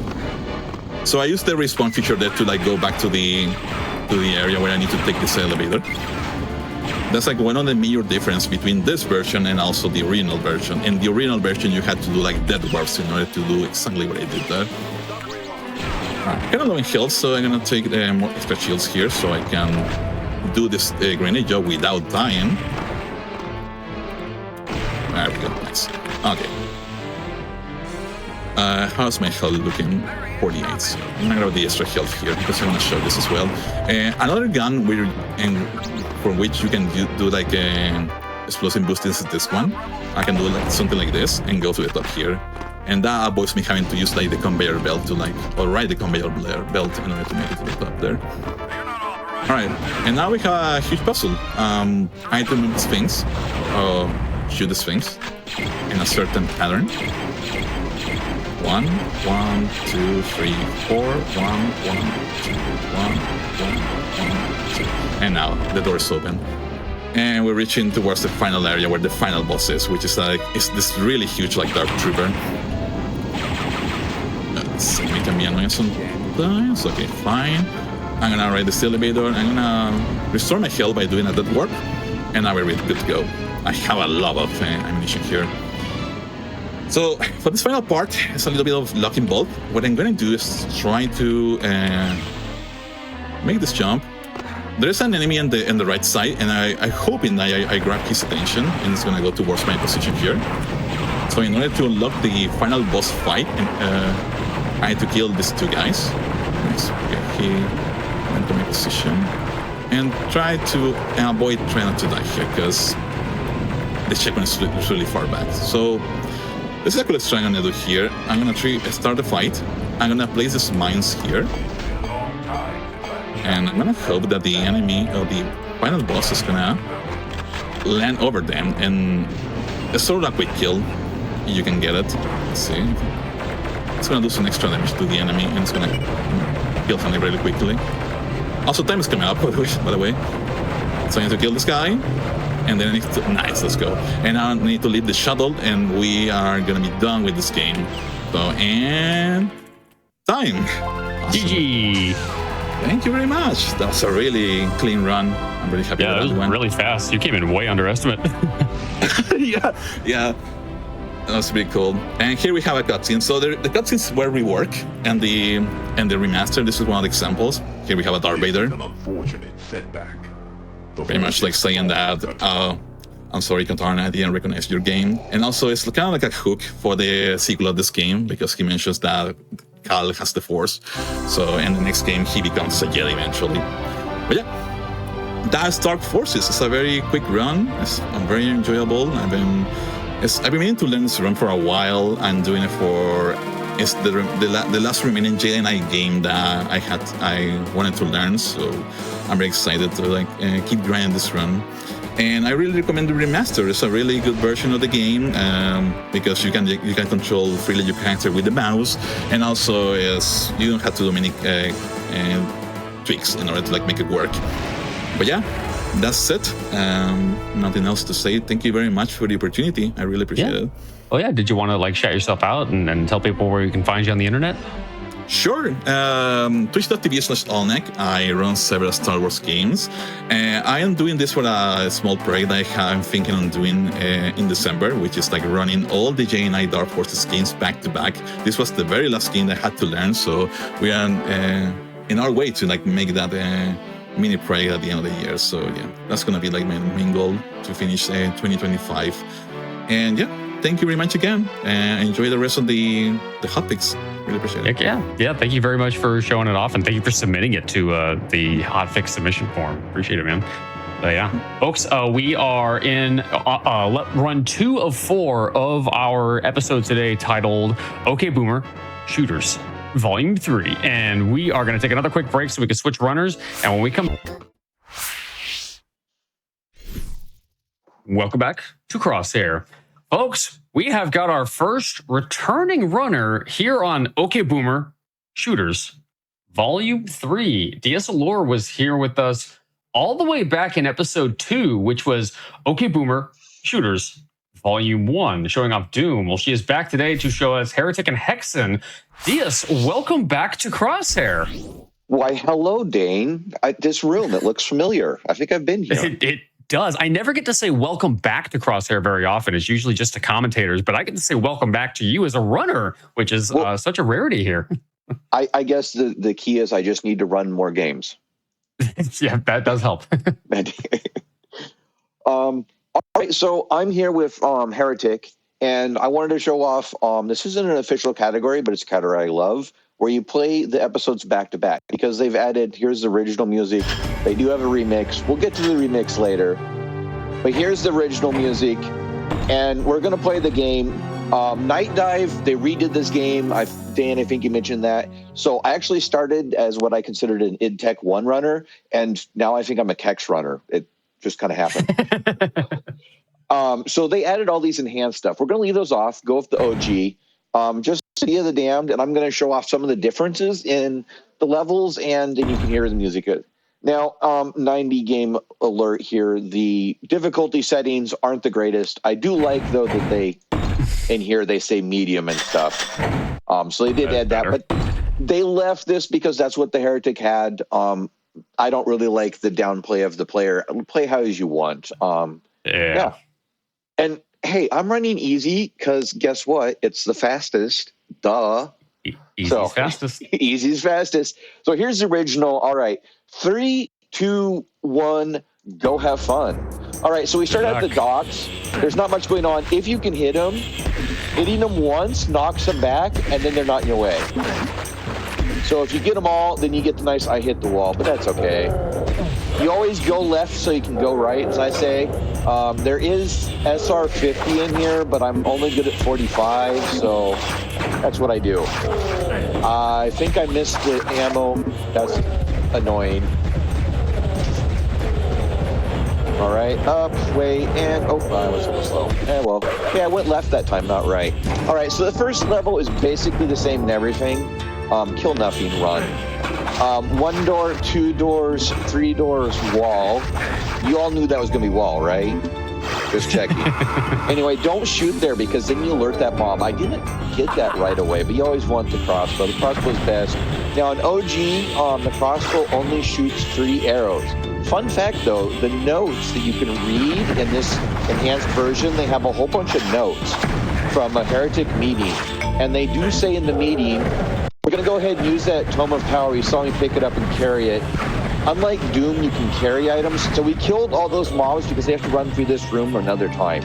I call these loop rooms because you go around them and you come back to them. Bye, we'll never see you again. Actually, we will, sadly. If you blow yourself up, that really hurts there. But that room right there is all the health in the world. I'm not going to show it to you. I found out today, if you aim at feet, it's better. I'm assuming it has to do with the weapon spread, because it is 3 separate arrows that come out of the weapon. And sometimes when you're right up against them, if you shoot, it looks like it goes through them more than gets them. Oh, I missed the switch. Another fun thing about this one is you also got wings, and you actually get to fly. Now, you've noticed I'm looking up and down. That is native to the game. And the reason, oh boy, that room's still pretty busy. That's what I tried to clean out right there, and you saw how busy it gets. But the wings is something added. Now, I took them off, I dropped down, but as soon as I get here, I'm gonna go back. Okay. That's okay. I'll just grab some of the health that also exists in here. Notice I have 3 of those. Oh, hey, what do you know? I'm full health. I flew, everybody. Hi, I'm Peter Pan. Yes, and this game does have it's 30 degrees up and down. It's not a full up and down look around thing. Now notice this room right here. This room's so bare and there's nothing there. We'll see it in enhanced, looks different. And that's a terrible meeting hall. Like, where are you going to sit? Standing room only. Boring. So we go over here. Hi, bye. I just want the key. Nice thing about this weapon isn't necessarily killing all I did there. It's the knockback it does. It's really nice. It just pushes things out of your way. The red bats or red rats, depending on how you look at them. Oh, this room, completely different too. Out of my way. Excuse me. How rude. I'll just grab the ring of invulnerability because you always want a pocket ring of vulnerability to carry around, right? I mean, who wouldn't it? Let's see, go back down here. Now you grab the teleporter because it's faster to get back to this room. With the mummies. They're just there. There is a mob in this room. Oh, but switches are infinite tall in this version too. So I didn't have to wait for the thing to rise up, and that actually is used multiple times. Both above and below the switch. So rings of infinite night, get you, but I missed. That's okay. Now, if I do it right, I did it wrong. You don't want to pick up this weapon. It's slow. You never want to pick it up. But fun fact, I can now run over them as much as I want the rest of the episode. So there is that. True. Oh, I actually want this one. So I got two of these. I stored one. Because this hallway coming up is very busy. See, look at all that health over there. That I can't get it. Out of the way. That one's out of the way too. So you fire faster and in a more focused, and it just gets this hallway much cleaner. I'm doing fine. 65. Who needs health? You only need one. You only need one? I was doing a boss fight for another game yesterday. I was at 1 health twice in the boss fight and still won. Wow. Yeah, scared me. So this is a recent routing change. I hit the walls, of course. I got to get better at those walls. Going back around and coming up the stairs a second time, there's mobs there. And anytime you loop, you want to loop in a different area because the mob is coming behind you. Always just kind of muck it up. I fell off. Oh, no. Anyway, so what did I say about mobs and looping around about yourself? You don't want to do it. What, you want to loop around something? Something, but go a different direction. Anyway, now we're good. I got 2 of those, so we are just golden. I'm a little late on this. I got enough book left. I don't care about you. I missed the book. So we just go down this hallway. The book just cleans it out faster, theoretically. Now, you want to cross the line so that when you get here, the door's open. Now, the reason I go this way, again, is looping. If I can grab the key so that I just go straight through here. Because I just have gone in this room a whole bunch of times. So now, let's see, get you, and here's the use of the switch above it to get out sooner. Because who wants to go down to push the switch to go back up? That's just slow. Now, this one, you won't want to jump too far, so you can go back to pick it up. This will be the loop room coming up. Hey, I got him. Oh, no, I didn't. If I get that guy, I consider good luck. But, it doesn't matter. I got him. We're going to come back to this room a lot. No, I didn't get him. Every time I say get a mob, it's not true. This is bad. I'm washed. I don't know what I'm doing. Anyway, we'll just pop that early. Now, the fun fact is the Tome of Power actually lasts longer than your invulnerability. So you always want to pop the Tome of Power before you pop the invulnerability. Now, old games, they love to hide switches behind hidden walls. My tome back, thank you. And I'll just grab the green key. That's the green key. I'm sure you can tell it's green. With this lovely palette. The notes did say that they considered the invulnerability palette more than once. They mentioned changing the color. So again, a bonus you get from the remake they did of Heretic Hexen. You push the key there. We'll see it's different in the new one. And you just come over and push the button. And then we get out of here. That's the secret exit on this level, but we're not going to that one. Oh, right there. you hear that? I killed those 2 red things. I think so. So that's a time bomb. If you don't kill those 2 red things, bads, they show up right here. They're dead. See, that's why you don't look. You know, cool guys don't look, and I looked and I ran into the wall. It's a sad thing. I don't know if you know movie references, but we're going to go to what I call the Cliffs of Insanity. The reason being is because we're just going to go right here and we're going to flip our 45 and go back the other direction. Don't fall off. Falling off, again. Oh, I did that. Don't fall off. Just get crushed instead. Yeah, you know, I'm going to put a couple of those time bombs that should clear that up a little. What are you doing here, sir? Sir? Noses on GDQ every time. Stubborn. Bob. I don't know how they learn. I guess it's because I practiced for the week before or something. I don't know. So you look at this hallway, it's a little bit cleaner. Okay, got 70. While you wait for the crusher, grab your health. There's a secret over there we're not getting. Because, you know. Now, fun fact. Oh, those wings, you can't carry them to another level. But there is wings, I think, in every single level. I'm not going to say for sure. Just stuck on all. Not going to say for sure. Oh, I don't have any health. Oh, well. It's only 74. Health is abundant. Oh, yeah. We're on final boss. I forgot. See, I don't know what level I'm on until I hit it. It's funny. Like, I can't tell you what any of the levels are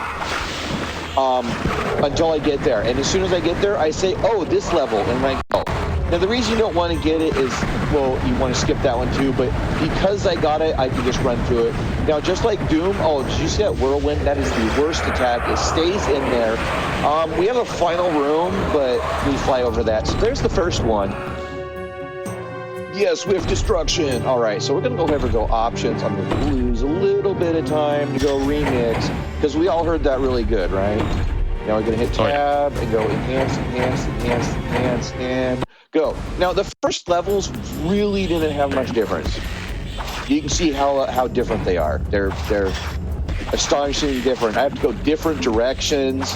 I hit different walls, left to right. Oh, wait, never mind. The first level is basically identical. I don't think they changed anything, I'll be honest. And you know what? As a first level, hey, oh, I got the bolts, and then I hit somebody. So, you know, win some, lose some. Now, they changed the ammo, the weapons, the ammo, a lot of stuff. Go left so you can go right. Also, notice the overhangs? Those overhangs weren't there. Go back and look at the tapes. They weren't there. Trust me.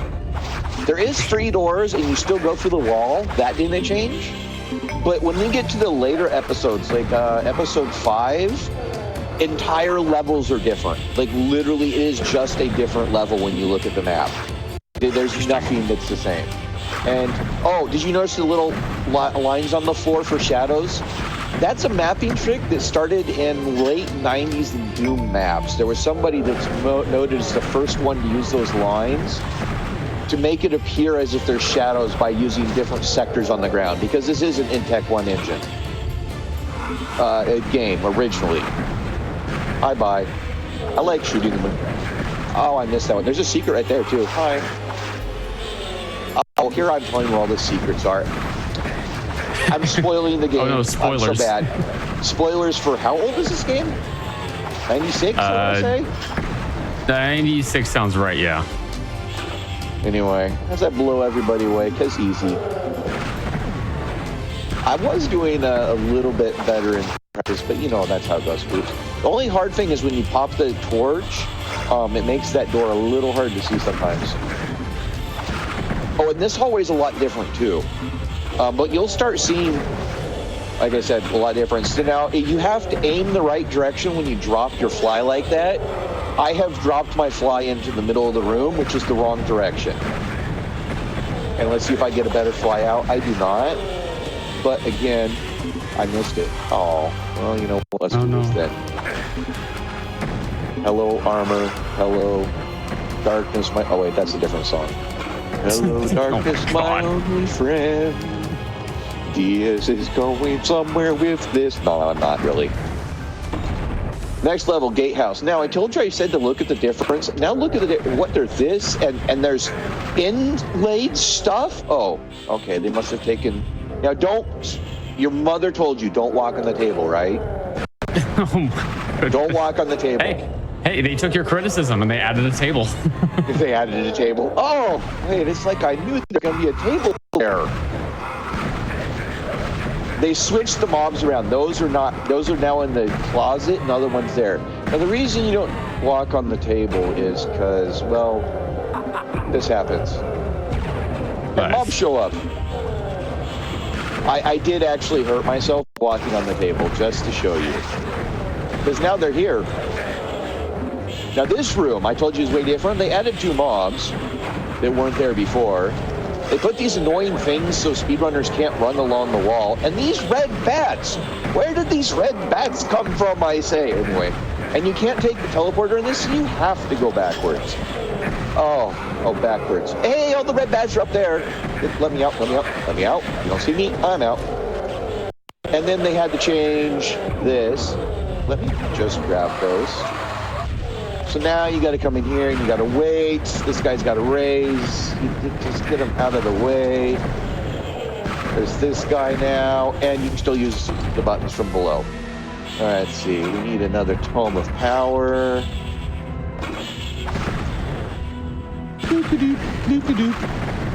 All right, so this is mostly the same here, I feel like. I do have the 5 bolts. That was a little extreme on the walk around, but I didn't grab it. I do have the 5 bolts coming out of the crossbow versus 1 now. If I shoot way over there, you might be able to see there's 5 bullets. There was only 3 in the first one. I should have shown that one. I didn't think of that. That's okay. Just waste more ammo and time for no reason. It's what the speedrunner does. Oops, one thing. Well, that was a very clean hallway. Where'd they all go? Wow. I don't care. See, they didn't get the memo that they were on GDQ. All right, so we go back up here. This one doesn't have much difference either. There's 2 red people there now. I don't know. That extra armor really adds a lot to the run because you're just running anyway. Go back around, the exact same thing here. I'm gonna go this way this time. Basically the same thing, only it's a mirror. Speed up the hallway. Oh, the red bats are the one that have a different hitbox. Now, they are annoying because if they get right on top of you, that is the secret. I almost went to the secret. That's the secret run. That's a different run. That's like, I have made mistakes when I'm doing this. Oh, see, notice there's one on the side and on that side. One raises the bridge, another one opens the door, but they give you a fly right there in the room. Like, I don't know. Very good. Almost went the wrong way. It's like, really? You made that one really easy. On this one, there's actually stuff up in the windows on the right and left, but you have to get the fly and come back to the end of the map if you want to 100% it. If you're trying to 100% the map and you don't fly with the wings in the right spot, you will never find the mobs. The other fun one that they did for secretness is a lot of levels. You actually have to go back after going into the final room, but not taking the exit. Because stuff opens up after you go to the final room. I don't know why, was it Raven? I went in this room and then, no, actually, no, I didn't. There you go, almost fell off. You don't have to go in that room for the key, unlike this one, unlike the original, but otherwise the path's mostly the same. This room is a lot more busy, but you know, here's what it is. And then this amuses me because you get these time bombs all over the place. And you get a key. Now, instead of a switch there, you get a key to open the door to open the switch. Why they did that, it's the same. Right there at the stairs. And that's how I got it. You.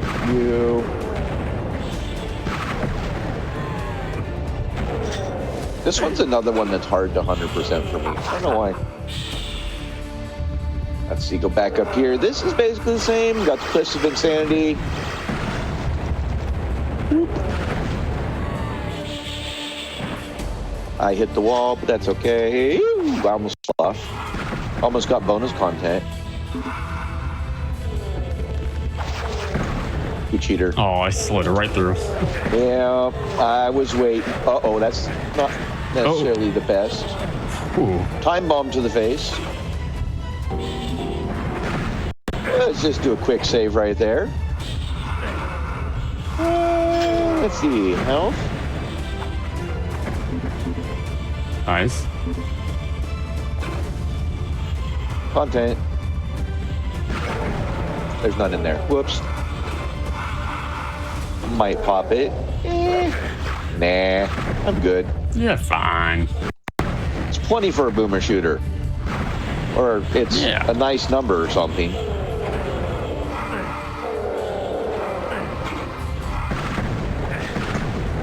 He didn't like the nice number. And now it doesn't matter. Because now I'm in zone.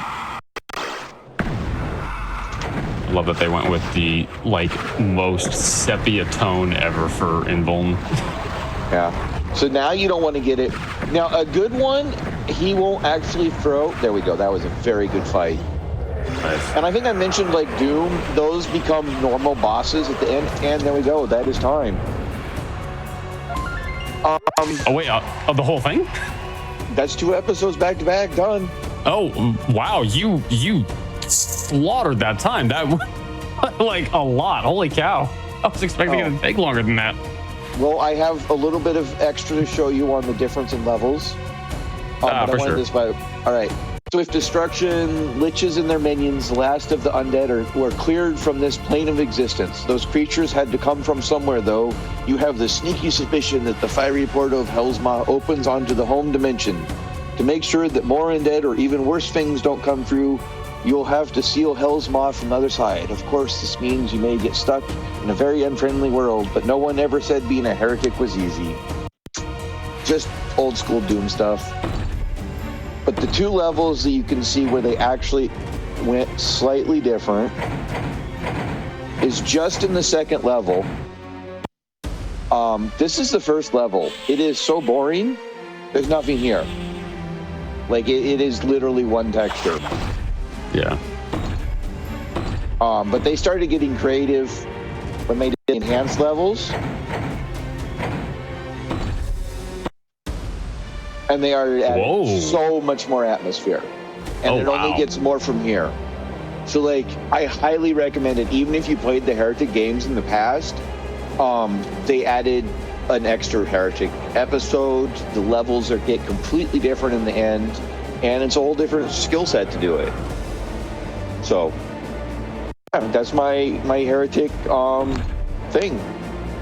Very nice. Yeah, give some shout outs and tell people where they can find you on the internet. All right, so Diaz Allure at Twitch. I'm basically Diaz Allure everywhere. This is all added in there too. Diaz Allure everywhere. That's Twitch. That's YouTube. I have some kind of extra stuff on Blue Sky, but I'm also Diaz Allure there. And what I'm doing right now is I'm learning a new run, Darkenstein 3D. I think Dane might know something about that. Possibly, yeah. I may be learning that run alongside you myself. So yes. Well, and Dane is also a mod of the speedrun.com. So, but they have you really are cool, also a mod. So they have some pretty cool, and this one's pretty cool because here and there they drew a different face. So that's where I am on the internet. That's what I'm learning right now. Yeah, that's pretty much everything I have, but go play Heretic. It's fun. Night Dive has been doing a great job at these boomer shooters. And like I said, I might just be a Kex runner at this point. picking out runs just based off the engine. Very nice. Of course. I mean, Doom, Heretic, and, well, Darkenstein's not. It's different. Yeah, Darkenstein's is Unity, but, you know. Okay, I have broken out of my mold. For sure. But yeah, thank you for coming back and showing off this remaster. That's 2 Night Dive games in one episode. So we get to check that little checkbox off. Very nice. And of course, we have to show the dev team. Very nice. One of those guys looks like my dad, which is weird. Anyways, folks, we are going to take a quick break. We've still got one more run here on OK Boomer. Welcome back to Crosshair. Folks, we've got one more run tonight in our Volume 3 of OK Boomer shooters. And this is an interesting one. We're toying with the genre of boomer shooter a little bit with this one. Mullet Madjack is a hallway shooter / roguelite that came out last year, I want to say. And this game feels like it was built for speedrunning. It's also a very much an homage to the 80s. So if you're an 80s fan, you're going to like this one. Before we jump into that, though, I do want to thank everyone who has resubbed and cheered bits tonight on the channel. Thank you for supporting Games Done Quick with your subscriptions, your gift subs, your bits cheered. All those things help keep our shows running. So if you're enjoying the stream, consider subscribing for exclusive emote, ad-free viewing, and access to chat during our replays, which are going to start immediately after Speedruns from the Crypt tonight. And then if you don't want to support that way, you can always support us for free by sharing GDQ with your friends and loved ones. In addition, before we get actually into the run, I do want to take a moment to remind you all that Frame Fatales is a community of women and femmes who share a passion for speedrunning, gaming, and charity. In addition to their 2 flagship events, Frost Fatales and Flame Fatales, they also host activities year-round in their community Discord, like a Game of the Month and randomizer events. If you want to learn more about that, type !FF in chat, and you can get more involved. That said, we've got my good friends Lifelike and Fruit here to show off Mullet Madjack. And Lifelike, you certainly chose a certain kind of fashion sense for this run, I noticed. Yeah, hi, I'm Lifelike. I'm here to kick scrap and lick lollipops. With me for commentary, nice. I have Froob. Go ahead and introduce yourself. Hi, I'm Froob. People know me for doing something way different than this, but Mullet Madjack is a very fun game and also a very fun speedrun, as you'll find out as Lifelike takes you through it. Alright, so I'm just going to be going into new game. Into new game, going to be playing on the accessible difficulty, which we're calling easy. So this category is any % easy random. So obviously easy means the easy difficulty, and random means that we're going to be playing with all randomized floors. Because normally we also have the option for no random levels, but the game was originally designed and meant to be played kind of randomized, like it's a bit of a roguelite. So that's how I'm going to be going for it. So whenever we're ready. I'm ready. Let's go ahead and start in 3, 2, 1, go. Good luck. I'm also using speedrun mode. You can see that puts a timer in the top left-hand corner. And it's also going to affect a few things in the run, like there used to be a level you had to do that was just entirely waiting that we're not going to have to do because it's in speedrun mode. The first thing you'll probably notice is that I'm using diagonal dashing for my movement. It's the fastest method of movement in the game. And that was actually done intentionally. The developer is a big fan of games from the 90s, and a lot of games from the 90s had strafing as a form of movement. You have 15 seconds. Just because of a quirk of the way those engines worked, and the dev decided to deliberately program that into this game. So my starting weapon is the pistol. It's a decent weapon. It can get you through the entire game. Casually, any weapon in this game is actually quite good and can get you all the way through the game. The certain weapons are much better for the speedrun, so I'm going to be keeping an eye out for those. I do not want the railgun. I am going to take Ninja Demon. Like it says, it starts every floor with double damage until I take damage. And that's not going to help out a whole lot on the regular levels, but it's going to help out a lot for the boss fight.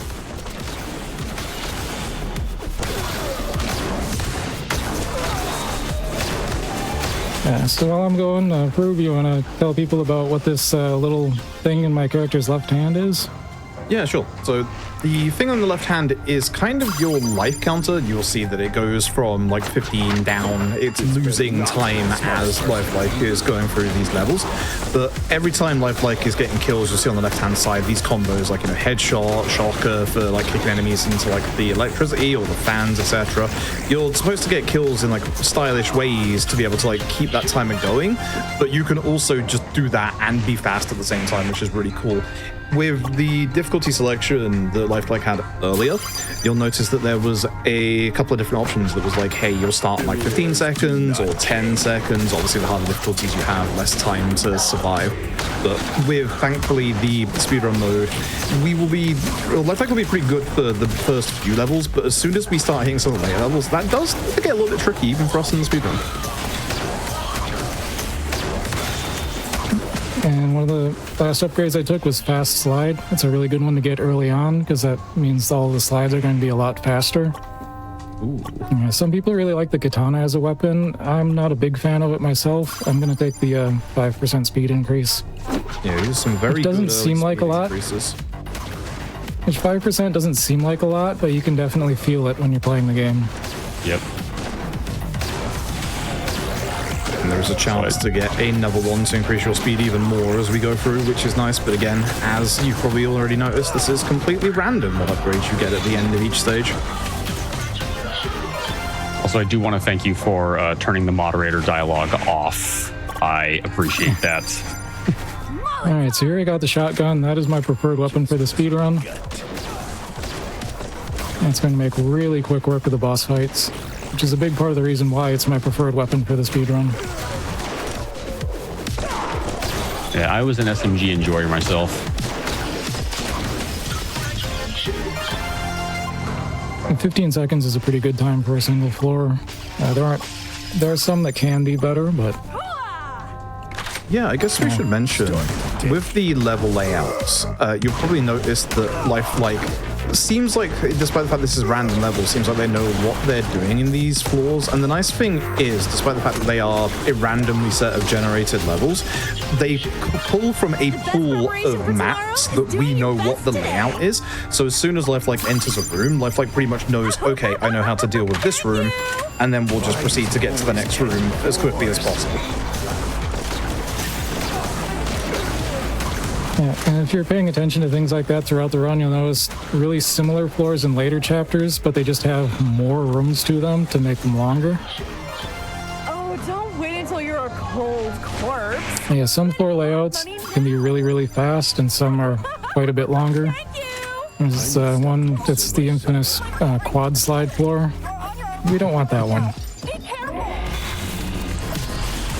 So, okay, so there exploded. Wow. So I had 2 damage multipliers for that boss, which is first shot. So the first shot I fire after reloading is double damage. And that ninja demon I took earlier also gives me double damage until I take damage on the floor. So I effectively went into that boss with quad damage. Yeah, those are some really nice upgrades for the first few floors. Yeah, 240 is a really good time for chapter 1. So I had a bunch of options for like what it calls permanent upgrades here. So all of the upgrades I got throughout the floors before go away when I go into the next chapter. But this is a permanent upgrade I'll keep for the rest of the run. And because I have the shotgun already, I'm taking the option to get it to level 2. This is going to be very useful for obviously getting through the floors, but also for potentially some boss skips later on. Yep. Yeah, so it's the big benefits of level 2 shotgun. It's like it says on its own description, double barrels, double the damage, and it's very literally, it fires twice as many pellets, I guess, and deals twice as much damage if they all hit. The other really big benefit of the level 2 shotgun is that it's effectively infinite ammo because it doesn't need to reload. So until I get that, I have to actually manage my ammo a little bit and reload whenever I have the opportunity. Like when I'm dropping down this room is a good opportunity to reload. No, see, these are the slides. We don't really like the slides because they're actually quite slow in spite of the fact that they look fast. They're so cool. The toggle that Lifelike showed off earlier, the random mode, that removes all of these slides. It makes it so that it's an actual set, like levels that you will always have the same ones every single time. There are no slides in them, and you basically have the same layout each time. So that's why the leaderboards have a separate category for both set levels and randomized levels, because that way you can just have like the random levels would mostly lose time compared to the set levels because of the slides and stuff like that. Ooh. Got the level 2 shotgun nice and early. Business in front. Now I don't have to worry about my ammo at all anymore for the rest of the run. Unless something really crazy happens and I lose my weapon. That's very unlikely. Accidentally click the katana. Yeah. So I mentioned this game is a roguelite rather than a full roguelike, and that's because if I die, I go back to the beginning of the current chapter rather than all the way back to the start of the game. Unless, of course, I'm doing the run on permadeath mode, which some people have been crazy enough to do.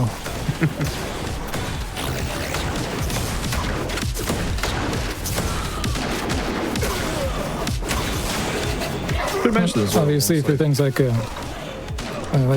for marathon safety, it's nice to not have that over my head. Yeah, I was just gonna say, a lot of the things that we're talking about in terms of like the no random levels and stuff came about because there was a SRC challenge for this a good couple of months ago, and the dev of the game actually like listened a lot to like a bit of the feedback from speedrunners and implemented like a lot of what we asked for and a lot more than what we asked for as well. So really want to shout them out and thank them for that. It made running this game really, really nice. Yes, there's no really useful upgrades here. I'm going to take this Akimbo soda just on the off chance that it actually goes off. Because it's really kind of amusing when it does, but you know, even playing normally, it's pretty rare for that to actually go off. And Froob, I do want to just let you know, it wasn't a couple of months ago. It was a year and some change ago. It was like July of 24. What? Yeah, it was over a year ago. Nothing really useful here. I'm going to take the lollipop, so it can be really hard to commentate if I have to keep doing this. I was like, I can tell your speech is obscured by the lollipop in your mouth. There are some very fun upgrades that you can get in the game that don't like give you a benefit like guns or stats and stuff. There's one where you can actually get the protagonist, who's voiced by Daryl Kuho, the original English VA of Kiryu in the first Yakuza game, and you just have more dialogue. You can even get less dialogue. Yeah, which is really funny.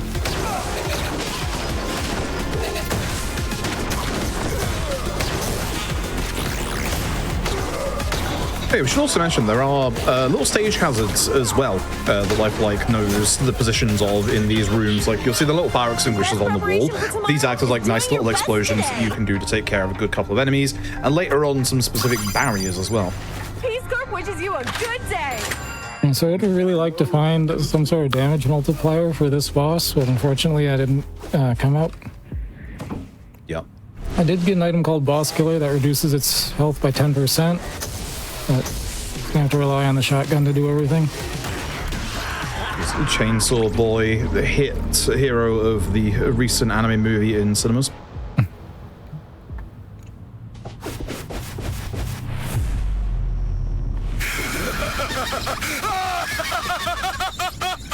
I guess we should mention the plot as well. The laughing bullet that we're going after has taken a streamer, and we're basically getting her back.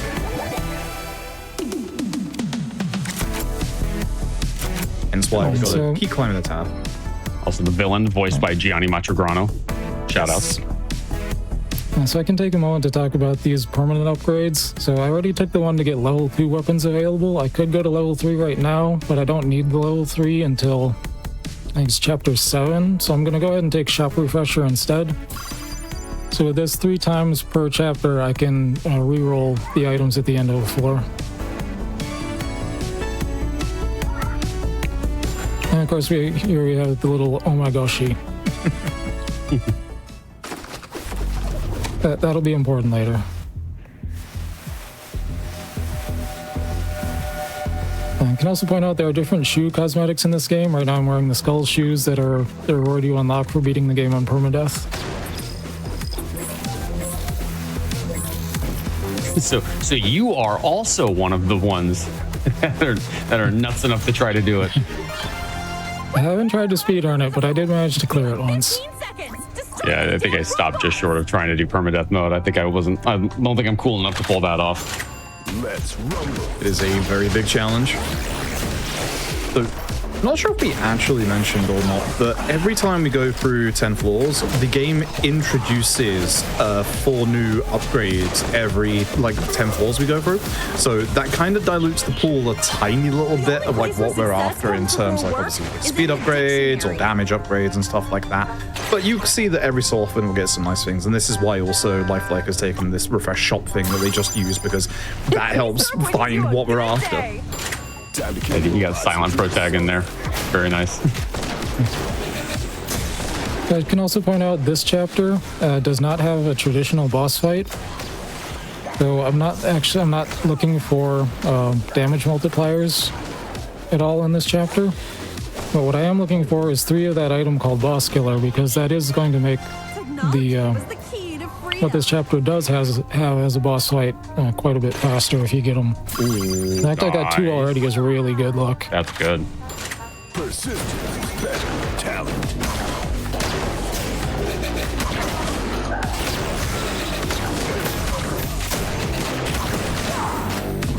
And sometimes even the shot can control you a little bit and not hit the thing that's right in front of you.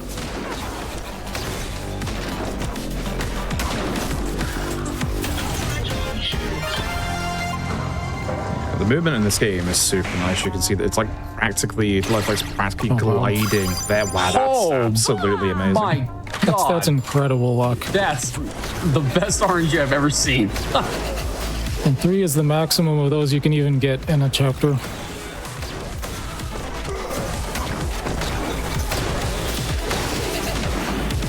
Another reason to run on easy, I can just run straight through that acid and not have to worry about it. Success comes before work is in the dictionary. Like on higher difficulties, if you try that, you'd just be dead almost instantly.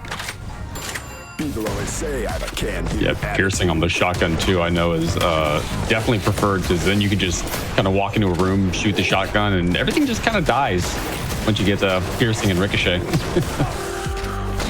Yeah, if you can manage to get enough of those upgrades, yeah, you fire 1 shot and the room's empty. Yep.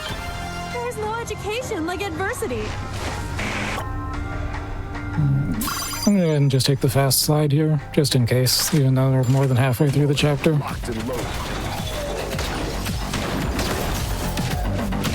Our slide also works in vents like that, which makes obviously going through those a little bit faster in certain room setups.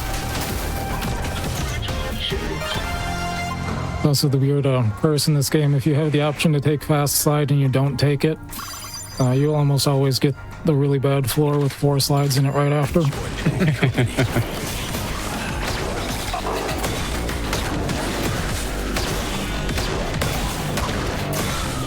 Should also mention that alongside obviously getting new upgrades every 10 floors, there are also new enemies that are spawning in as well.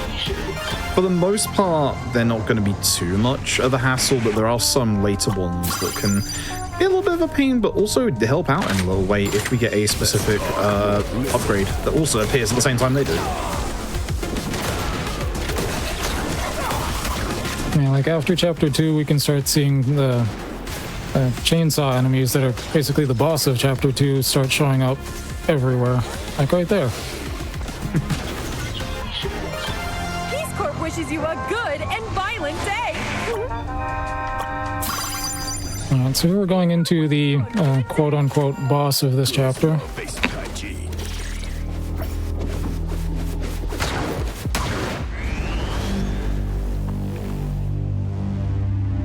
Which is a sniper battle. So the thing with Boss Killer on this is it actually reduces the number of other snipers you have to shoot before this fight ends. Now on higher difficulties, like if you did the run on challenge difficulty, it's actually faster to lose this boss fight on purpose because you're supposed to die at the end of it anyway.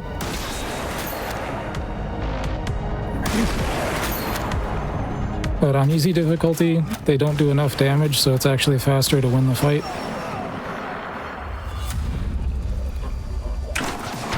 And so normally after the end of that chapter, we'd have this kind of intermediary chapter where our character's brain is being rebuilt by the little thing in the Omegoshi.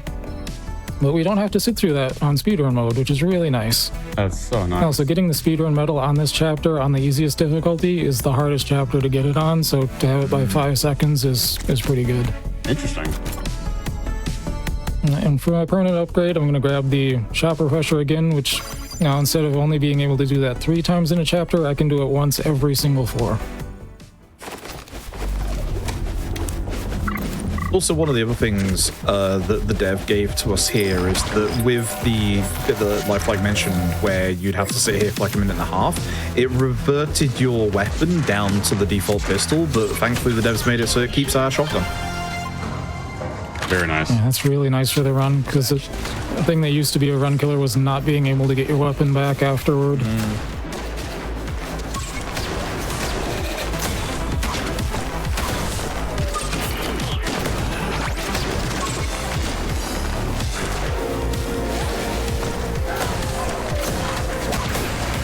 Don't worry, chat. If you have no idea what's going on, I ran this for a brief spell after it first came out, and while I was actively doing the run, I also had no idea what was going on most of the time.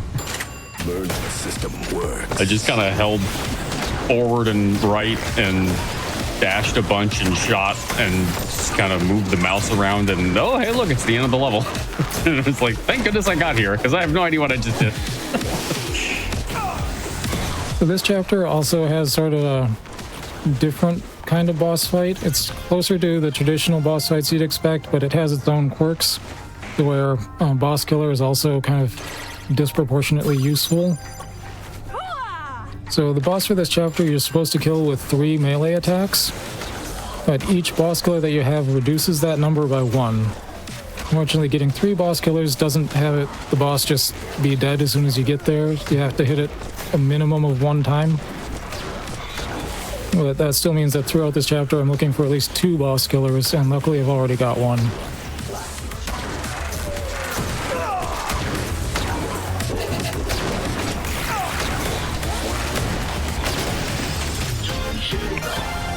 There's also a little bit of movement tech in this game beyond what you've seen so far, but it's not something you can really do consistently.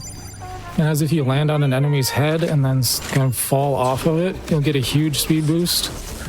That's something I'm sort of trying to do from time to time, but in a lot of cases, it's just not possible because, you know, the ceiling's too low. Yeah, unironically, one of the best places to do it is on the slides, but it's also if you move past an enemy, there's no point in trying to like write your movement to be able to get it.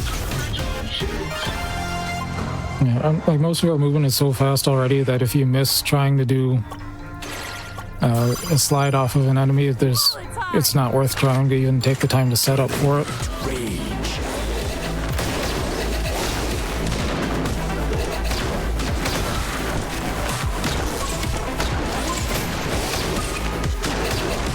Try to do one on purpose. Yeah, sort of got it. Got it.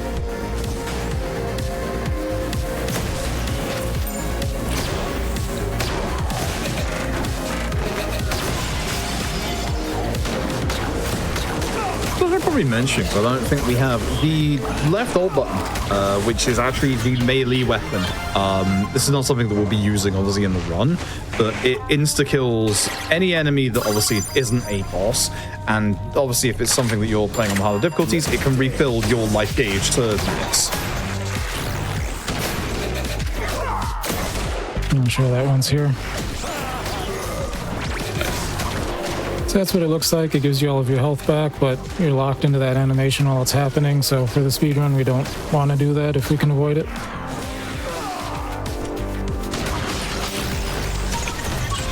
There's also like wall running on these big pits that Lifelike is going over, but Lifelike is going so fast they can just go over it. So the game actually gave me 3 boss killers again on this chapter, but the third one doesn't do anything, unfortunately. Get up straight. Now. The secret is to get a 4th boss killer, and then you finish the chapter 1 level early. Well, it's funny you should mention finishing a floor 1 level early. We'll talk about that later. Yeah. Now you saw I fell down a pit back there. On the original release of this game, that would have been just instant death, and I'd have to restart from the beginning of the chapter. But thankfully that got changed in a later patch. Very good change. Learn rhetoric. My recovery system too. We're all gonna run out of life now. Be careful.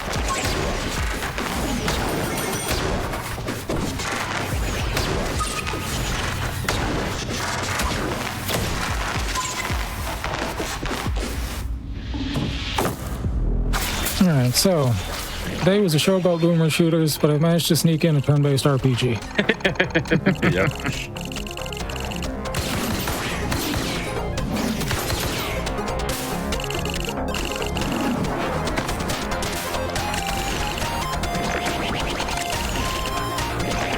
So really all I'm doing here, you can't hit the boss during this part of the fight at all. Doesn't matter what you select, so all I have to do is spam through the commands until it actually gets into the real fight.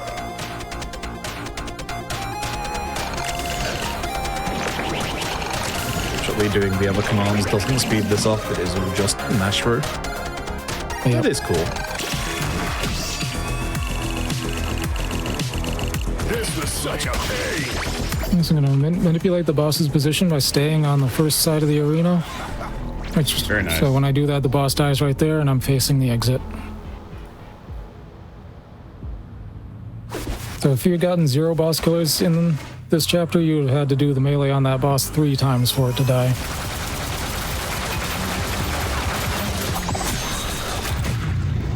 Headshot. That guy only turns up here. You think he'd become a normal enemy, but no. He's just there. Alright, so now I'm going to take the ability to unlock level 3 weapons. I don't actually need it for the chapter I'm going into, but luckily there's not much I do need on the chapter that I'm going into, so I have a lot of opportunities to actually find the weapon that I'm looking for.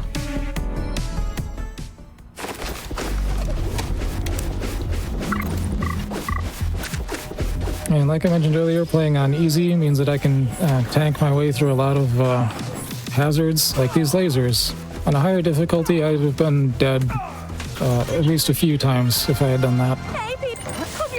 There was a very funny glitch with an older patch around the SRC challenge, where if you died by taking damage in between the floors there, you would actually skip a floor when you went into the elevator. Oh, really? I did not know that. Yep, like, it happened to run randomly, and then we just figured it out from there, and there was nothing they could do about it for the SRC challenge at the time, so they allowed it at that point. It was a very short-lived glitch because it got fixed immediately on the next patch. Yeah. Because it also had the unfortunate side effect of losing the weapon that you had. So it's kind of a balancing act of, does the time you save by skipping a floor save more than what you're going to lose by having to go back to a level 1 pistol?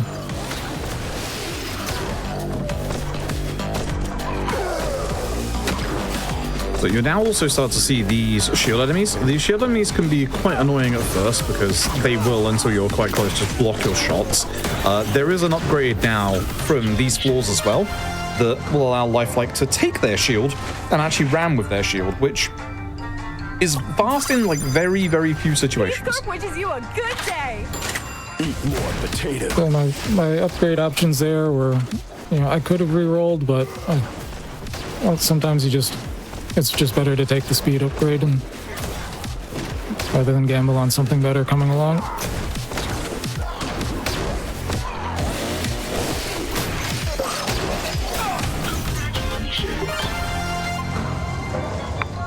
Now, this is also the point in the game where the floors can start getting pretty long.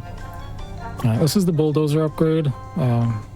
It's not bad. I'm still gonna kind of look for something better. The crit chance is nice for the boss on this chapter, but we are back to normal boss fights at this point, though. Although the one on this chapter, there's not much that you can do to speed it up.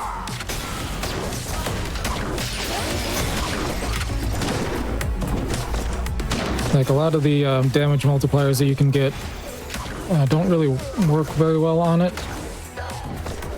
It's like the one I used on the first chapter that was called First Shot. Now that I have a shotgun that doesn't need to reload, that doesn't actually work anymore. Yeah, so this just does nothing once you're beyond the level 1 shotgun.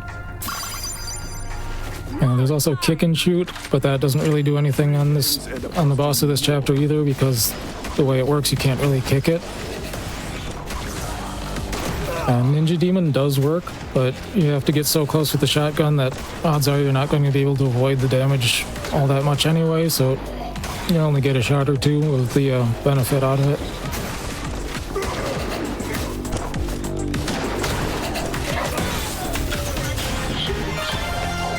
The sweet smell of fried robots in the morning. Alright, there's the level 3 shotgun. Nice. The really nice thing about the level 3 shotgun, I don't know, Ruby, if you want to explain what you get for that. Yeah, so with level 3 shotgun, you can press reload to keep adding more and more actual like shells into the shotgun, and then it will do an extra amount of damage. You'll see at the very bottom of the screen shot max right now because Lifelike was able to reload on the slide. So any boss is going to take an absolute ginormous amount of extra damage if Lifelike can reload that shotgun, which is going to be very, very useful for bosses that have like any kind of like long intro or the ability to shoot like before you get to them, which is pretty much all of them. It's actually huge for the boss of the chapter right after this one, because there is a potential for one-shotting it if I get the right upgrades along the way. But it only works if you got the level 3 shotgun. Yeah, there's a way to do it with the katana as well, but not quite 100% on what the upgrades you need for the katana strat are.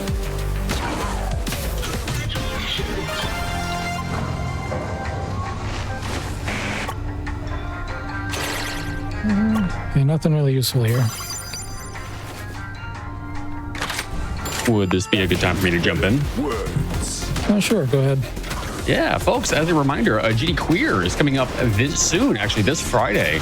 Make sure you watch here October 31st, this Friday through November 2nd, this Sunday, as we celebrate queer and LGBTQIA plus runners starting at 1 p.m. Eastern each day, benefiting the Lambda Legal Defense and Education Fund. And then also, just if you missed anything from today's show, you missed any of our previous runs, you can catch up on all of our past Hotfix shows, special events, and all of the mainline GDQ stuff over on our YouTube, youtube.com/gamesdonequick. And if you're watching on YouTube, hello from the past. Don't forget to like the video, subscribe, and turn on notifications to stay up with everything related to GDQ. And you should totally come follow us over at twitch.tv/gamesdonequick. You killed that boss so quickly. Yeah, like I swear every single one was a crit. That was really nice. Yeah, that was pretty good. A lot of them died in one hit. That's also kind of the reason why this boss isn't affected by many of the damage multipliers, just because its health is spread out over, what is that, 6 or 7 different hitboxes. Yeah.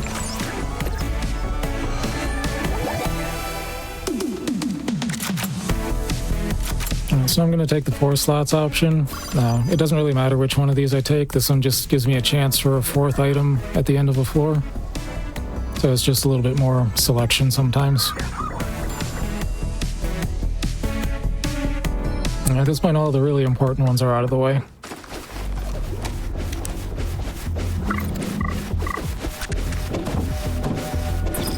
So this chapter also introduces one of the most controversial upgrades that you can get, which is that one at the top there that says working elevator.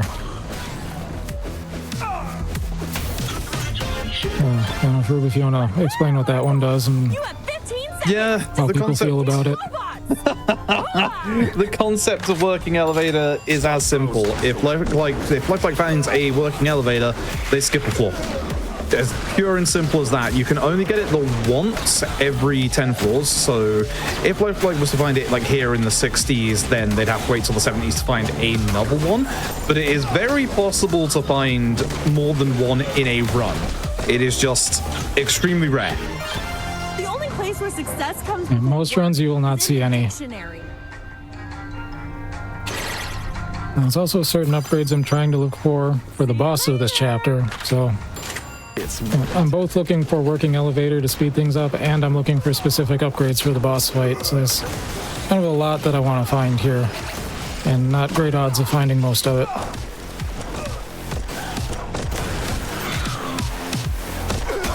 So specifically for the boss of this chapter, I want to find at least one damage multiplier, specifically kick and shoot or ninja demon. Best preparation for tomorrow is doing your best today. And then I'd also like to find at least one, but ideally two of this bow piercing chance. So the first one gives it a 50% chance that your shot is going to pierce through an enemy. Two of them makes it a 100% chance.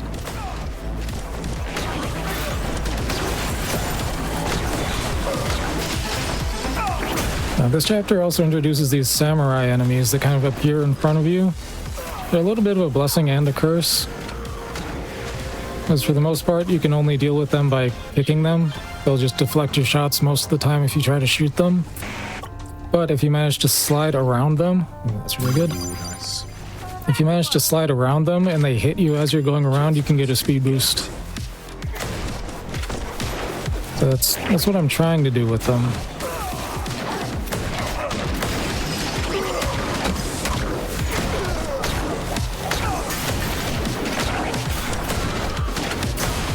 Also, most of the time I'm trying not to actually kick enemies because your momentum gets stopped when you do that. I'm trying to go around them as much as possible.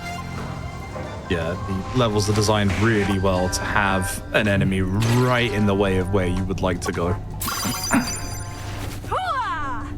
Not really anything useful for the end of that floor.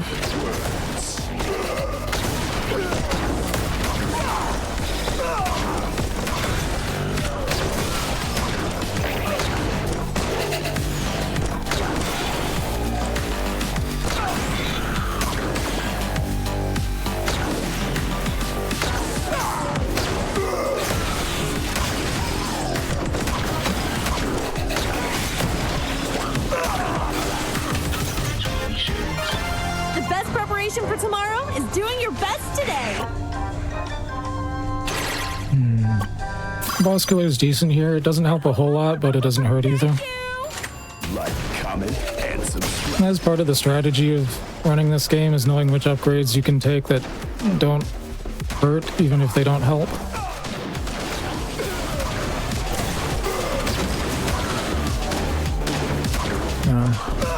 Oddly enough, if you're doing this run on higher difficulties and you're doing the thing on the Chapter 3 boss where you're intentionally dying, you want to actively avoid taking any of the health upgrades because it actually makes it take longer for you to be able to die in that fight.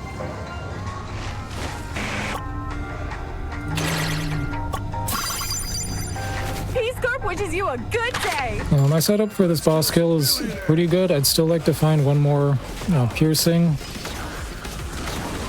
just to kind of maximize my chances of getting the one shot on it, but it's still possible with what I've got already.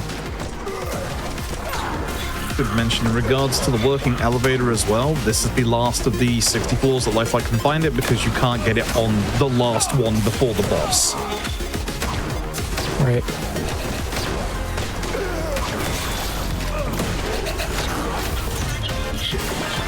Winners never quit and quitters never win.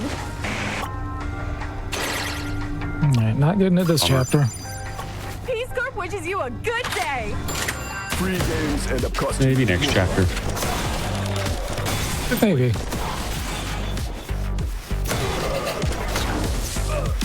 Also, the spinning fans that Lifelike is going by that were introduced in this floor, you can shoot them to stop them. That helps a lot on the harder difficulties because they are actually doing a lot of damage. You can see that Lifelike went down to like 4 seconds left there, as we said earlier. These later floors have a lot more hazards that will just take these seconds off, even in a speedrun. Back to work. Locked and loaded. So, where's the boss?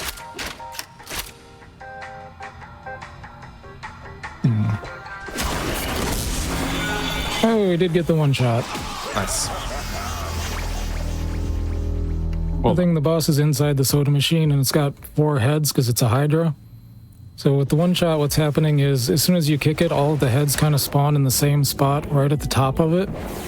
So if your shot has piercing and enough damage, it hits and pierces through all of its heads at once in one shot and kills all of them at the same time.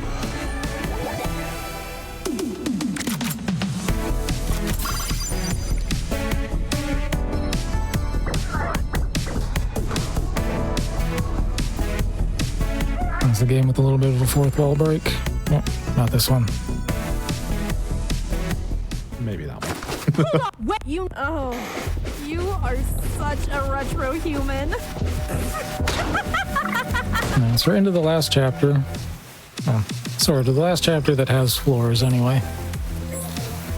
Yeah, I was going to say, I think we mentioned earlier that it's 100 floors, but that's actually technically a lie.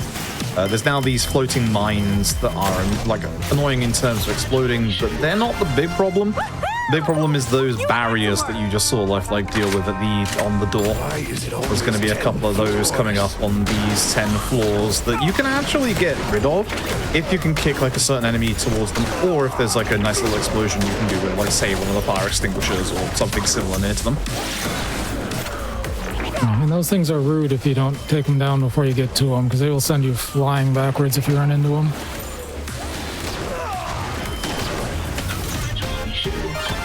Winners never quit and quitters never win. So there's really not much I'm actually having to look for in the upgrades on this chapter. Pretty much just anything that helps me clear through the floors. There's a mine up there. If I had shot that, it would have cleared that barrier. And pretty much anything that helps me clear through the floors, because this is another one that doesn't have really a normal boss fight. This is an extremely unique boss that has some interesting rules to it.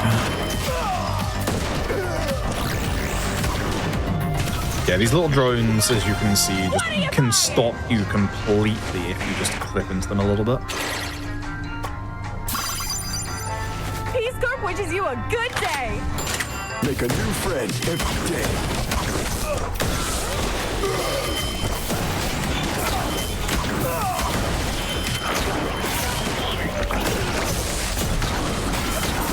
Yeah, I had a bit of a bounce back.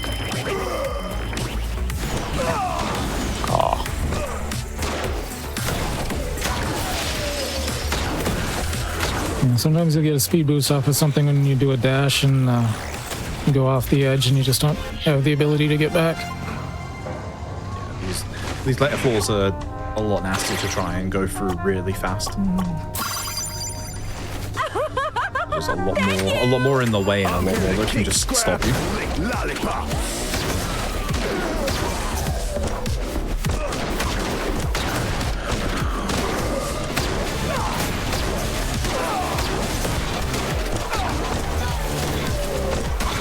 That's one thing I can point out. It's really difficult to maintain good movement through this entire run. Even when you're used to most of the floor layouts and where the enemies are going to be, it's still really easy to just, bonk into things or get stuck. Alright, I gotta do another one. Oh my goodness. Back to work. I need to stop drinking so much soda.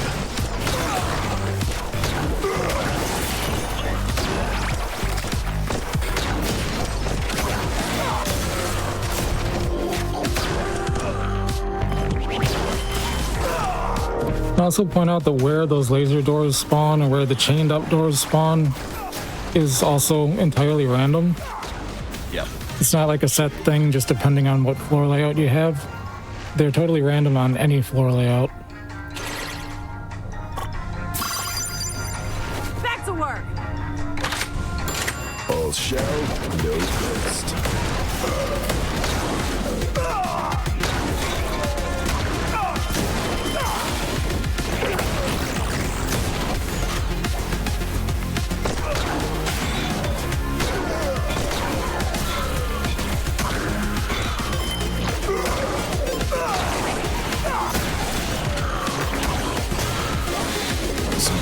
nice movement through there. Agreed. That was pretty good. I always get sad when I see laser jamming because I keep making that mistake, but it looks like a working elevator. Yeah, they look really similar.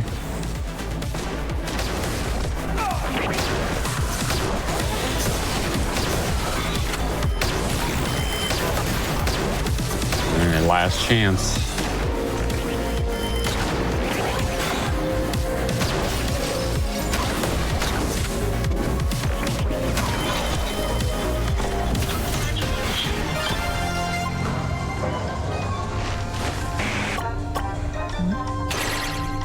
Nah, not getting one at all.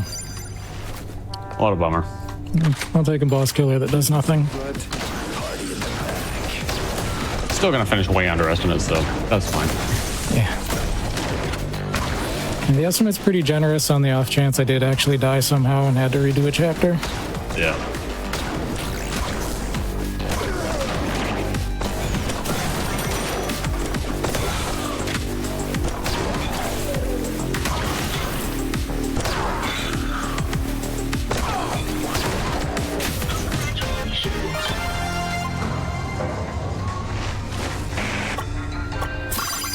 Nice little bit of speed for the end.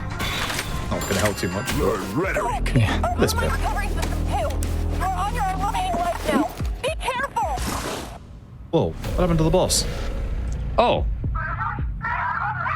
Wait, no check? he's dead already. Oh no.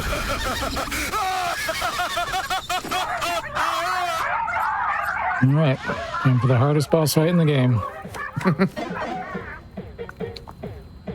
There's a little bit of a pattern to his behavior here. This is kind of the worst luck you can get for it. If you get a draw, his next move is random. If you win, he takes the choice that you just took. And if you lose, he takes the choice that you just took. So ideally, you win the first one and you just move one to the right every single time. Yeah, I didn't learn about that until after I had stopped running the game. I just was guessing and yeah, was kind of sad about that. I've seen one clip of somebody that sat there for like, I think it was over a full minute just going all around it and not getting anywhere at all. I was in a run too. Ouch. Yeah, my PB in the in-game time is 28:35. So my chance of PB is gone at this point because the rest of this takes at least 2 minutes. Sponsored by Peace Corp. Delivering Still a fast run. You can sleep well. Yeah, oh yeah. Yeah. The game pretty much gives you a choice of every single weapon at this point. Obviously, Lifelike's going to be taking the shotgun and reloading it for max damage here, and this is the final boss. It won't be time yet, though.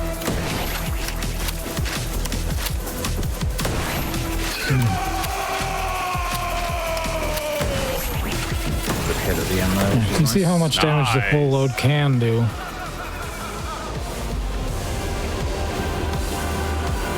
Yeah, we're falling off a building here.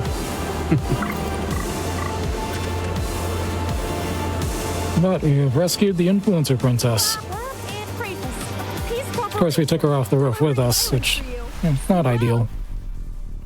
Another nice thing the devs did for us was there was a bit of dialogue in that last line of dialogue from the navigator that was a bit slower before, but they made it so it's faster in a patch. Oh, nifty.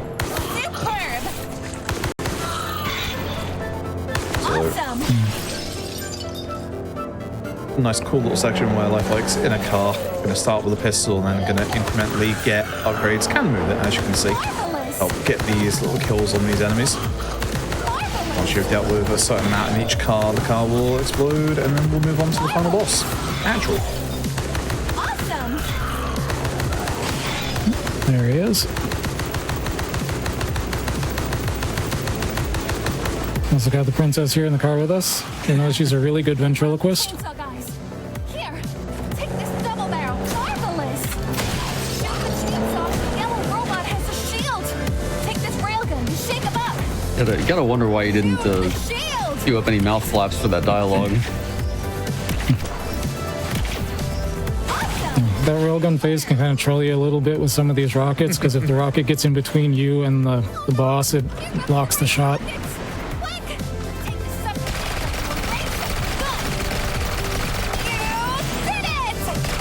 One more phase to go, and then time will be at the end of this HP bar. His movements are a little bit random here, so I have to just try and guess where he's going to end up after he starts moving.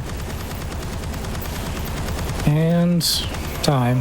GG. GG. Sub 30. Let's go. Not bad for a no reset run.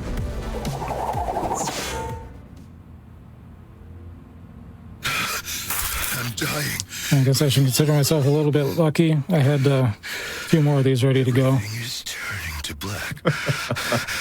Nice. There is no light. I'm getting hard enough to talk with just 3 of them. I respect the commitment to the bit. I win. Yeah, someone else in chat brought that same thing up. But yeah, if you want to let everybody know where we can find you on the internet now that you are dealing with probably a really terrible sugar high, go for it. Yeah, I stream on twitch.tv/lifelike. I usually consider myself a variety speedrunner, so like the last run I did was an old RPG called Summoner, and it was an all quests run that's over 6 hours long. Ideally now I'm moving back into shorter runs because that's a lot. Yeah, that's where you can find me. Rube, if you want to give yourself a shout out as well. Yeah, twitch.tv/Froob, you'll mostly find me speedrunning Yakuza games. Nice. Well, yeah, thank you both for showing off Mullet Madjack. This was a fun run to watch, and thank you both for being here. Yeah, thanks for having me. Absolutely.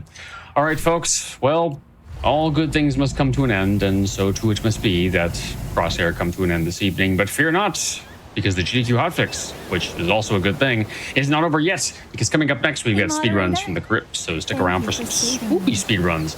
We'll be back in 2 weeks with another episode of Crosshair. It sadly won't be volume 4 of OK Boomer Shooters, but it'll be a fun one. I've got ideas for what we'll see for that episode. But yeah, as always, folks, no matter what your dreams, goals, or hopes are in this world, always keep them in your crosshair.